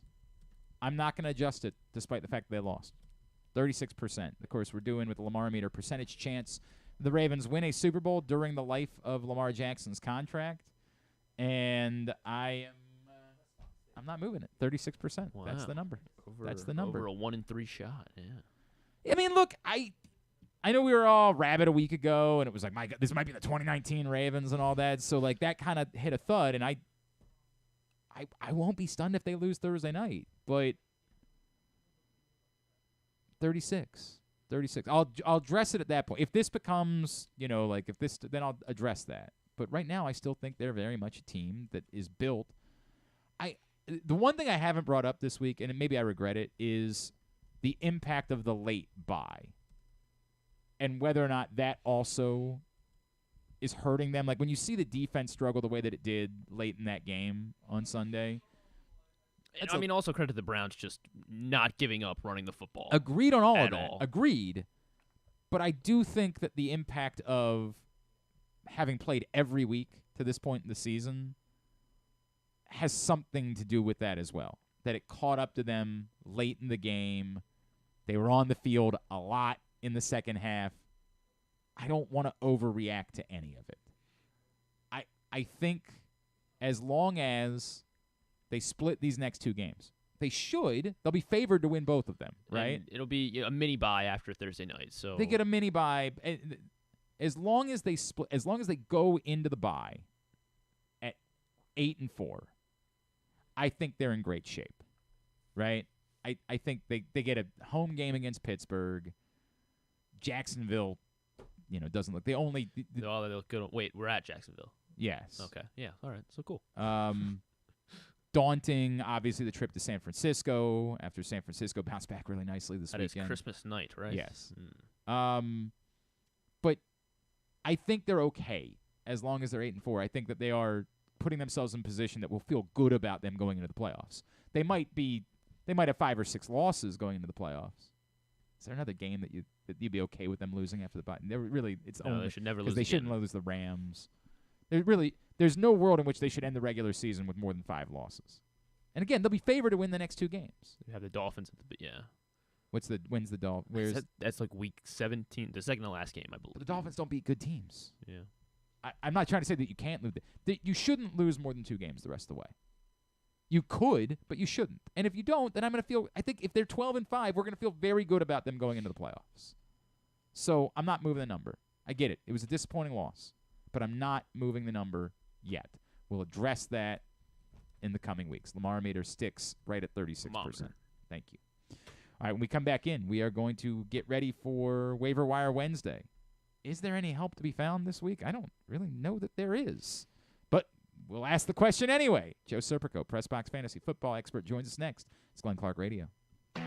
Why bet with the big boys this football season? Instead, try your hand with the local book, Superbook Sports, this fall. Superbook Sports is the book next door. Just a dedicated team of the best odds makers in Las Vegas, making sure you get the best prices and parlays anywhere. And now, Superbook will give you a bonus of up to $250 when you sign up and wager on the same day and use the promo code GlennClark23, GLENNCLARK23. So bet with the best and use the promo code GlennClark23 this football season with Superbook Sports. Visit superbook.com for terms and conditions. Gambling problem? Call 1-800-GAMBLER. What's up, everyone? It's Tyus Bowser, and I've had so much fun hanging out with Rita and putting up with Glenn the last couple years that I've decided to do it again. Season 3 of the Tyus Bowser Show is happening this year, as we'll be all over town, giving you the chance to get to know me and some of my teammates. As we talk football, life in general, and just say what needs to be said. You can find out more about the show by going to PressBoxOnline.com/Bowser. If you don't live in the area, you can watch the shows live on Facebook and YouTube. And if you miss one, you can listen Friday nights at 105.7 The Fan. So we'll see you all season long for the Tyus Bowser Show, a partnership of PressBox and Great Ace Memorabilia. The next Tyus Bowser Show is Tuesday, November 21st at Mother's North Grill in Timonium. It's brought to you by Superbook Sports, AJ Michaels, and HelpMyGamblingProblem.org. There's so much focus on sports betting these days, but I want to talk about an area that nobody wants to gamble on, where you choose to go out and spend your hard-earned dollars to eat. The Costas Inn is no gamble at all. The quality on their menu is outstanding, and the value is off the charts with a great and varied list of specials Monday through Friday. And the staples of the menu, whether it's salads, burgers, fish, they're all fantastic. And I haven't even mentioned the crabs or crab cakes yet. So check out the menu for yourself at CostasInn.com. When choosing a place to dine, never gamble on the food you put in your belly. The Costas Inn at 4100 North Point Boulevard, or call 410-477-1975 for reservations and your steamed crab orders. What company has the expertise to make your home healthier by purifying your air and killing all viruses, allergens, and bacteria? A.J. Michaels, Heating and Air Conditioning in Baltimore and Annapolis, ajmichaels.com. Visit Harford County. Gear up for the holidays by supporting local with Small Business Saturday on November 25th. Take in the dazzling sights of the season with a Ladue Christmas at Ladue Topiary Gardens. Enjoy holiday lights, sing along to holiday songs, reserve a carriage ride, and sit on Santa's lap in Bel Air's Winter Wonderland, happening every Saturday from November 25th until December 16th. Nothing sparks that holiday joy quite like a festive parade. Head to visitharford.com and click on Events to see the full list of parades and so much more. In Maryland, you're welcome. Whether your focus is luxury and comfort, convenience and technologically advanced connectivity, or sporty performance and aggressive styling, we've got the perfect Highlander for you. Check out buyatoyota.com for deals on new Highlanders from your local Toyota dealer today. Sure, Glenn may be in his 40s now, but he looks just as good as he ever has, and he's still as sharp as he ever was. And I say both those things without even a shred of irony. Find out for yourself right now by watching the show at facebook.com/PressBoxSports or youtube.com/PressBoxOnline. All right, back in here on GCR. Project Game Day returns this Thursday night. So 2 nights from tonight, late night edition of Project Game Day after Ravens Bengals. Come hang out with myself, Rita, Femi Ion Badejo, our cast, our crew, Ken Zales, Andrew Stecca, Josh Charles have been checking in throughout the course of the year. Our buddy Trippy's been checking in. Come hang out with us immediately following Ravens Bengals. Join us. Facebook.com/PressBoxSports. YouTube.com/PressBoxOnline. Find out more, PressBoxOnline.com/GameDay. Project Game Day is brought to you by our friends at AJ Michaels, Superbook Sports, and HelpMyGamblingProblem.org. We will see you for Project Game Day this Thursday night. I should have been paying attention. Everybody was trying to maybe we should just do trivia. Maybe I'm realizing the most engagement that we get on this program It's just when we were just when we do asking each trivia. other. All of a sudden, I look down and my phone's like blowing up with. It's LSU. It's LSU. Yeah, right. Like Simon a lot of people want. Simon Abdemariam had Abraham Lincoln. He had that one. Our friend Jen Nelson had Friday Night Lights. She had that one. Dave absolutely knew it was Friday Night Lights. How do these people not know Friday Night Lights? Who are these people? What do you mean these people, Dave? What do you mean by that? They have names. I mean, I've never The watched Concordia Prep named their football team after our friend. Griffins is a Griffin. great mascot name. You know? Who are the Golden Griffins? That's Canisius? Canisius, Yeah, yeah. The Golden Griffins is Canisius. Canisius. Maybe we should just turn the show. Maybe Tuesday should just be like a trivia theme. Trivia Tuesday. Trivia Tuesday, right? Like maybe we should just make it that all day long. I'm not opposed to it. This is more matter-of-fact trivia than like what you give me at the end of the show where it's just like a random list of like, I'm just guessing anybody. These are more matter-of-fact types of trivia scenarios. Right? Dig in just on real like, life stuff. Just naming ball players, which I'm not opposed to either because as we all know, it's what men like to do whenever we get together is just name ball players. So we'll have to think about that moving forward because lots of engagement whenever we get to the trivia portion of the show. All right, in just a second, our buddy Joe Serpico will join us. We will get set for Waive-Wire Wednesday. I took it on the chin. I got to figure out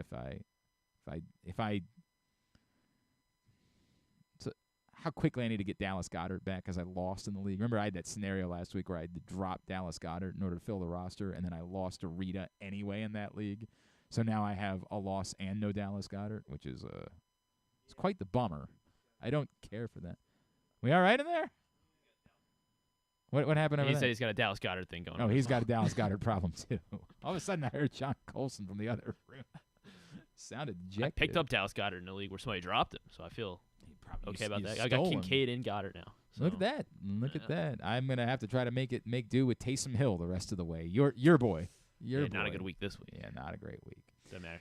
All right, joining us now, he is our PressBox our PressBox Fantasy Football analyst. He's our buddy Joe Serpico, and he's with us, courtesy of Live Casino and Hotel.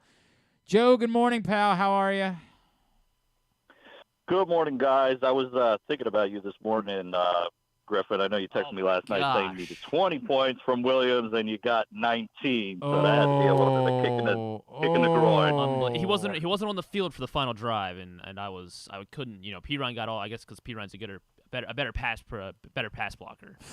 Javonte Williams did not see the field on the final drive. Rough, bro. For Denver. That is rough. Well, hey. I feel really bad for you if you not at Thanks. all. All right, let's get into it. So I was looking at your list because I said to Griffin earlier, I'm like, I don't know that there's anybody that can actually help. I guess if these guys are still available in your league, they could help. But I feel like for the most part, they're guys that are gobbled up in most leagues. And the one that stands out to me that we talked about last week was Noah Brown. I just don't know how when is Nico Collins supposed to return, and how many more weeks do we think that Noah Brown is legitimate?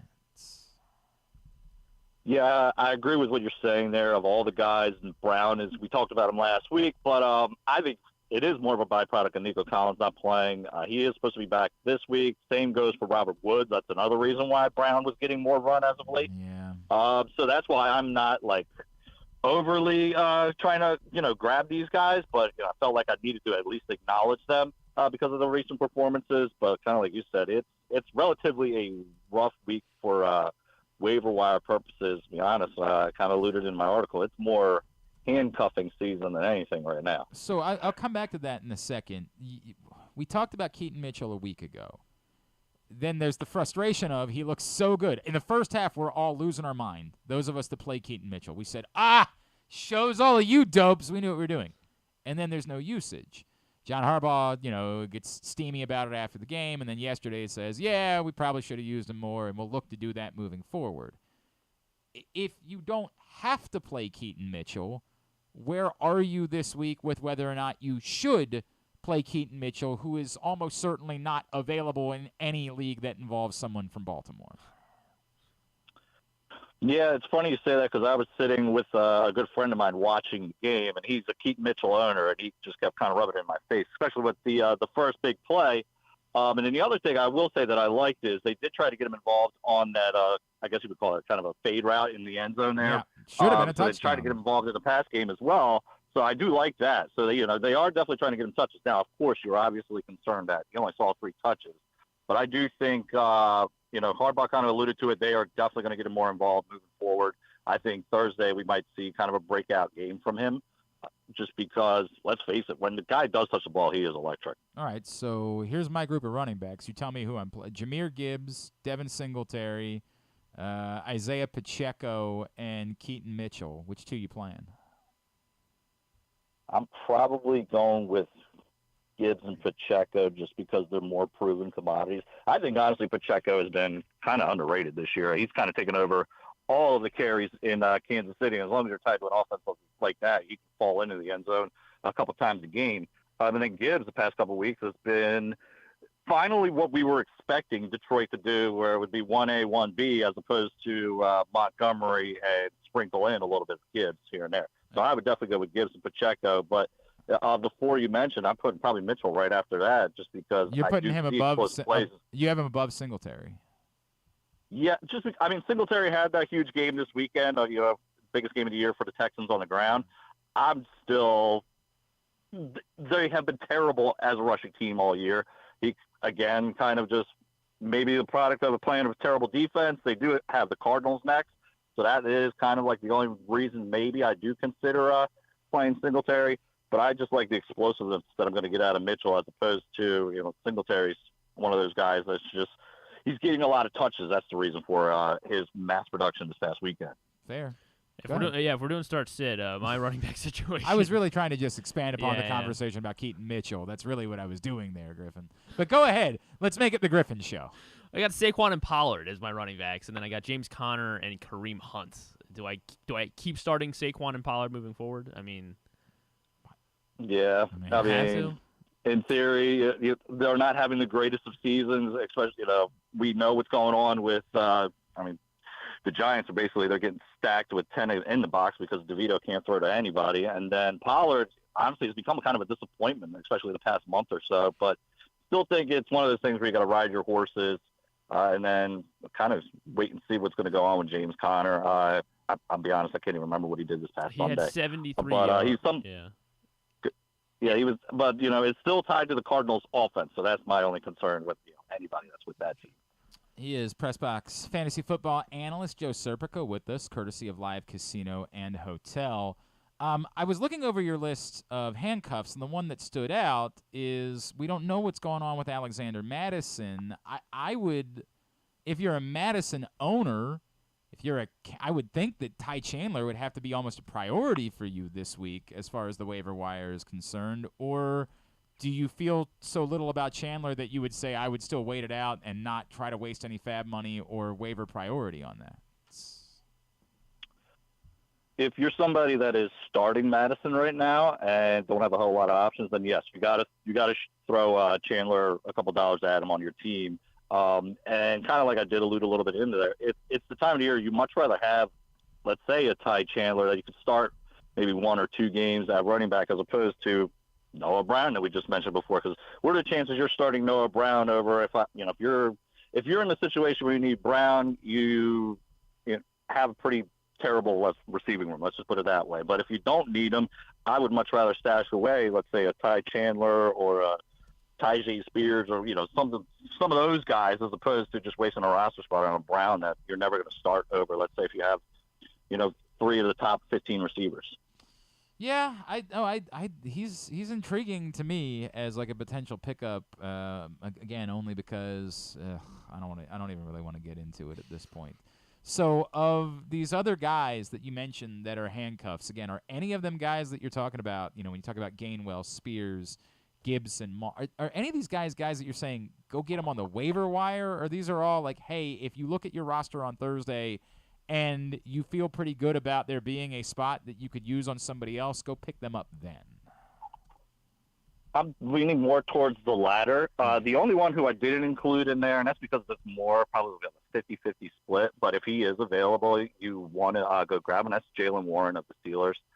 They're definitely starting to lean more towards his way. It looked like Najee Harris was getting more of like the goal line work, and then Warren was getting everything in between the 20s.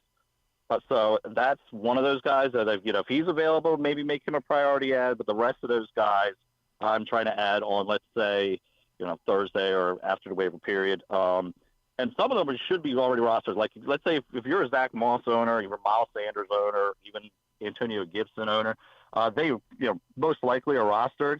Yeah, they haven't done a whole lot for you as of late, but if they're an injury away from being relevant, so those are the guys. I'd much rather hold on to those guys, even though they're not doing anything right now. They have what I call them lottery tickets if an injury happens, and then they become instant, RB1. Especially in the case of we've seen what Moss can do if something were to happen to JT and Antonio Gibson. It wasn't that long ago he was an RB1. All right, so where are we at with some of these guys that have been out for a while? Where are we at with like Fields, Jefferson, Achane? I guess will be on that list. Stafford, I assume, would be. Where are we at with some of those guys? Jefferson's an obvious must-start right away. Achane is going to be interesting because I actually just made a trade for him earlier this week. And, yes, we saw him pretty explosive when he was healthy, but now the entire Dolphins running back room is healthy as well. We've got Jeff Wilson back. Mostert's not banged up anymore. So it looks like, it could just be a three-headed monster with Achane being the most explosive one out of them. But I'm not really ready to put him in starting lineups right away. Stafford, again, it kind of depends on your situation moving forward. With quarterbacks there, if you need them, play them. We didn't talk about him, but Sam Howell, I think, has been super underrated. Every time you post I'm like, what leagues are you in that these players are available? I need to get into some of these leagues. I look for ones where I just go on, I use Fantasy Pros and I'll look where whoever's at 60% available, and I'm like, okay, I got to include this guy. It doesn't make sense. These have to be leagues that have like 6 teams. There's just no way some of these players are available this much. Maybe you're right. No, like even when I put in with Trey McBride this week, I was like, how is he still this widely available? 50% of leagues. The guy who's been tearing it up the past couple of weeks. I don't understand it. He's somebody in a very weak tight end position you would think would be rostered, and somehow he's there in more than half the leagues. It's another one of those things that's kind of mind-blowing to me. Do they not listen to us? Maybe that's what it is. I am really convinced that it's just weird leagues that we're looking at, because I don't know any leagues where these guys makes no sense to me. All right, anything else that should be on our radar this week as far as the waiver wire is concerned, or just going into the week in general?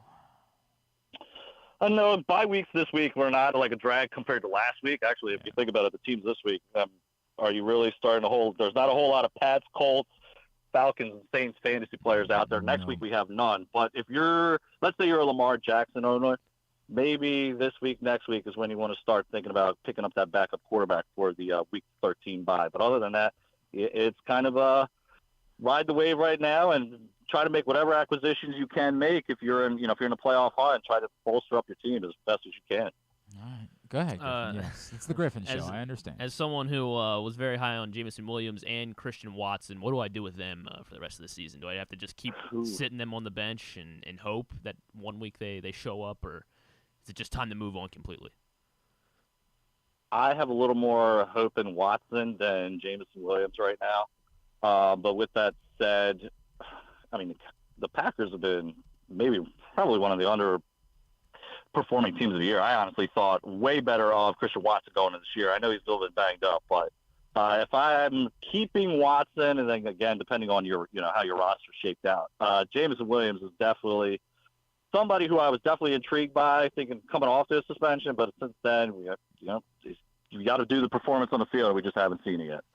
All right.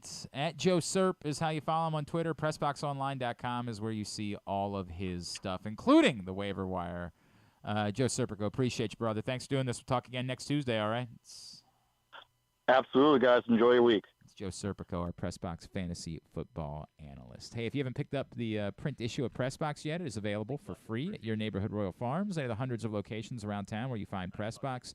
Read it all at PressBoxOnline.com. Great cover story from Todd Karpovich about the position players that were held over from the Duquette regime and helped turn things around for the Birds. Also, a lot of college basketball, Brooks Robinson memories, all inside this print issue of PressBox. All right, let's get a tidbit. Tidbit is brought to you today by Superbook Sports. Sign up right now. Use the code GlennClark23 when you do, and you will receive up to $250 in a same-day first bet match, win or lose. Number has not – it did just move. The number has moved the other way. Ravens now 3.5-point favorites against the Bengals. They were 4.5 yesterday? They were 4. Oh, 4. Has moved slightly, 3.5-point favorites. Here's your primetime, the primetime number, 46 for Thursday night. You love primetime unders. You know what? Because it's going to be like 23-20 or something. You like the primetime under again. Yeah. If you want to ride with Griffin, the good news is... I'm taking under in picks this week. Yeah, we're not doing that. The good news is, whether you're right or wrong, you're going to get up to $250 worth of free bets when you use that code GlennClark23. But if Griffin's theory about primetime unders is correct, should be taking home double. Yeah, right. Double dipping on Thursday night with Ravens Bengals from Superbook. At this point, it's not Sports. even a theory. It's just. Do you have the number? I think it's like 20. But I think going into last night it was 24-7 to the under. So it's like 25-7 now to the under in primetime games. How about that? All right. Like it's ridiculous. What you got for tidbit? Friday Night Lights. Abraham Lincoln. Close. Donald Trump. Close. I know. The Grey Cup. So I just start coming up with just random world trivia. Week 10 was the week of the walk-off kick, apparently. Of course, we had another one last night. It was the 6th game-winning field goal as time expired in regulation this week. That is the most in a single They tried to F it up. That was The Bills were just like, what if we put 12 guys on the field? Maybe nobody will notice. Yikes. Man. I feel bad. Like Sean McDermott seems like such a likable guy, right? And I can't figure out exactly what's wrong with the Bills. The truth is, like, part of it is just Josh Allen's throwing the ball to the other team. He has it was one of my potential tidbits, but he has a share of both the touchdown lead and interception lead. He has 19 touchdowns, which is tied for the most in the league, and then 11 interceptions. What would we call that the Favre? I'm not ready to write them off completely because that's still Josh Allen and Stephon Diggs we're talking about, and I'm not fully ready to believe that the Broncos are fixed either. Like, I get it. They've beaten the Chiefs and Bills in back-to-back weeks. That's about as good a combination of back-to-back wins as the team has had all season long. Like, you'd be hard-pressed to tell me who's got better back-to-back wins. Oh, the Broncos play a game between. No, those are the back-to-back. They were the Chiefs last week and the Bills this week. You're going to be hard-pressed to tell me who's got a better set of back-to-back wins than that this year. But for a giant stretch in there, their pass game looked dreadful. Like, they looked great at the beginning of the game, and then the pass game looked terrible for a little while, and they just happened to go score at the end of the game. Well, as long as Cortland Sutton is... It's a hell of a catch, man. That was unbelievable. Immediately when I made it, I was like, because we were still together, I'm like, dude, that was a catch.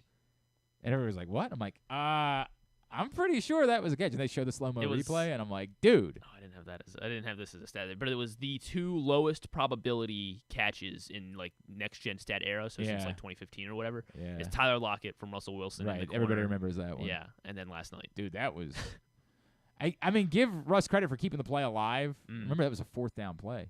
Kept the play alive long enough when he was in trouble to at least be able to get a throw. I know. I was like, I threw it away. Right? And then, damn, dude. Damn, remarkable. It is the second. So the score at halftime was 15-8. This is the second time in NFL history that the halftime score has been 15-8. The other time was 1961. Also, Broncos at Bills. Well, that wouldn't have involved the 2-point conversion because they didn't introduce the 2-point conversion I wonder how it got until there. the 90s. So Had to have had a maybe you had 2 field goals and a safety. 2 field goals. Yeah, for the 8. Yeah. And the 15 could have been any combination of field like goals. a missed extra point and then 100%. There's a bunch of ways that could have happened. ESPN Stats and Info, courtesy of or one. I guess it could have been a touchdown, a missed extra point, and a safety to get the 8. But it wasn't a 2-point conversion. Let's do so we can put the Browns behind us. Myles Garrett has reached double-digit sacks now after Sunday. Good. Yeah, he is the. It is the 6th consecutive season of double-digit sacks now for Myles Garrett. He joins 6 other edge rushers that had 6 consecutive double-digit sack seasons. Mm-hmm. I'm just going to guess the guys that had a lot of sacks. Bruce Smith. Bruce Smith is, in fact, on the list. Julius Peppers. Julius Peppers is surprisingly not on here. All it takes is one season where you were hurt or something. That's all. Michael Strahan. Strahan not on there.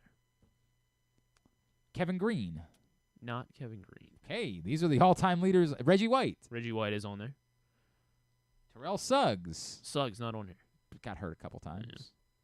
Yeah. Chris Dolman. No, not Chris Dolman. John Randall. John Randall is on the list. Richard Dent. Not Richard Dent. DeMarcus Ware. DeMarcus Ware is on the list. How many are there total? There you have 2 more. 2 more. So Myles Garrett is the 7th player to do this. Lawrence Taylor. Lawrence Taylor is on the list. So all those guys that you have named, they are Hall of Famers. This guy is not in the Hall of Fame J.J. Watt? yet. Not J.J. Watt. Not in yet. Not in yet, you say. But Von Miller. Seems like he should. No, not Von Miller. Von Miller is. I think he had an injury as well. He was like because he joins Myles Garrett as I saw the stat. I clicked out of it, but to like 6 out of 7 of your first seasons. Justin Houston. Not Justin Houston. Jason Pierre-Paul. Not Jason Pierre-Paul. It's still like a little bit like early. I think he retired in the or early 2010s. So he's definitely retired. Yes. I was considering active guys. Retired, not in the Hall of Fame yet. Jared Allen? Jared Allen. All right. Jared Allen, correct. So that is the list that Myles Garrett joins. Very good. Very good. All right, Tubular, brought to you by your local Toyota dealer and buyatoyota.com. The Toyota Tacoma comes in a range of models and trim lines, so you can choose the perfect Tacoma to reflect your unique personality and driving habits. Check out buyatoyota.com for deals on new Tacomas from your local Toyota dealer today. As we mentioned earlier, big announcement tonight, Manager of the Year. The Internet doesn't think Brandon Hyde's going to win, which I think is silly, but I don't know more than the Internet. 6 o'clock on MLB Network, we will find out if it's Brandon Hyde or Bruce Bochy. UMBC basketball at home tonight at 6 against Penn State York on ESPN+, with our buddy Gary Stein on the call. The Champions Classic, Patrick alluded to it, tonight on ESPN. Duke, Michigan State at 7, Kansas, Kentucky at 9:30. I believe they're doing It's a really good night of college basketball. It is a pretty good night of college basketball because the Gavitt games also get underway with Fox, but I believe they're doing the top 25 unveiling between the two games. I think that's what they always do when they do the Champions Classic. As Griffin mentioned, yes, Gavitt games on Fox Sports 1, Wisconsin Providence at 6, Marquette, Illinois at 8, Iowa Creighton at 10. That's about it as far as good college basketball is concerned. College football tonight, some action, baby. ESPN2, Toledo Bowling Green at 7 o'clock. ESPNU, Western Michigan, Northern Illinois at 7. Capitals take on the Golden Knights at 7 on Monumental. ESPN Plus for Ducks Predators at 8. Panthers Sharks at 10:30. TNT's got Spurs Thunder if you want to watch the Wemby show at 7:30. Clippers Nuggets at 10. ATP Finals This is a continue big on. one for the Thunder, huh? Since it's did I have the Thunder? Oh, I drew the Thunder. Which were your two teams? The Thunder I had and Thunder and somebody else that's not going to win. Cleveland, I think. I've got it. Well, you have no idea who's going to. You keep talking like you know who's going to win the thing. You're talking about the probably not. You're the Thunder using your theory for the end of the season on the. Nobody knows what this is going to be with this in-season thing. Yes, you have the. No, you don't have the Thunder. I don't. Who has Stan has the Thunder. Oh, okay. You have the Cavaliers and the Pelicans. Those are your two teams. So yeah, worse. You think that's worse than the Thunder? Yeah, because the Thunder are still excited. They have Chet Holmgren. You know, They do have Chet Holmgren. There's something to You're right watch. about that. All right, what do you got non-sports? What do we have? Well, it is the season 2 finale of Welcome to Wrexham tonight. I love it. Okay, I mean, all I'll right. miss it. On Hulu, also on Hulu, a Murder at the End of the World series premiere. So this is like a murder series, kind of not like a whodunit, but it also looks like really kind of horror-esque. That's on Hulu. Murder at the End of the World. On Paramount Plus is the JFK doc, What the Doctor Saw documentary, and it seemed like they're really pushing it hard for some reason. Okay. Because like Hulu had commercials for this, which is only on Paramount, and this thing is only on Paramount Plus. Okay. So it makes it seem like there's going to be like some new information, I guess, about like a conspiracy or something, like entrance wounds and exit wounds is what they were talking about in the trailer. So that's on Paramount Plus about JFK. The Netflix Cup as well, where the F1 drivers and then are playing golf with. No, not a chance in hell. It's live at 6 on Netflix. Sure it is. Also on Netflix, How to Become a Mob Boss, narrated by Peter Dinklage. We are really going past highlights. We are into. What do you mean? Well, this is one of the busiest Tuesdays we've had. I think since all these the strikes. Jeff Probst is going to be on Fallon. And Ed Helms will be on Seth Meyers. He's got a Christmas movie coming up. Okay, called It's free. It's a Freaky Friday. I think I saw something about Christmas that. movie. I'll It's watch weird, that. yeah. With Jennifer make Garner. Fun of me all you want. I'll watch it. With Jennifer Garner. What's the other? Isn't there like an Eddie Murphy Christmas movie this year or something like that? Is there? Oh, Eve Houston also on Seth Meyers. Okay. I don't. Oh, She's are you thinking Bono's of the? daughter. You're not thinking of the Ludacris movie? Is that what it is? The jingle? No, it's Dashing Through the Snow. Okay, I don't know. I I think don't it think comes that's out what Friday. It It comes out this week. I thought there was a on Christmas Disney. movie that looked like a real movie that was coming out. Disney Plus, yeah. Maybe. All right. Dashing All right. Through the Snow. All right, if you say so. It's got Ludacris, and then Lil Rel Howery is Santa Claus. I'm in. Son of a bitch, I'm in. What day is that coming out? That's tomorrow. No, not tomorrow. Sorry, Thursday. My favorite internet Friday. My favorite for tweet sure. recently has been, me stands up, my dog, and then it's a picture of son of a bitch, I'm in. Like, that's a great tweet, man. That is a great tweet. All right, very good. Thanks today to Patrick Stevens. Thanks to Chuck Pagano. Thanks to Wes Brown, County Sports Zone Radio, and to Joe Serpico. We'll get all of it up in the greatest hits section of the Oh my God, it's so good. tab at GlennClarkRadio.com. Tomorrow? Well, Drew will be here. Oh. And then Rocky Boyman will join us as well. Okay. Stuff and things. Oh, boy. All right. Got some work to do.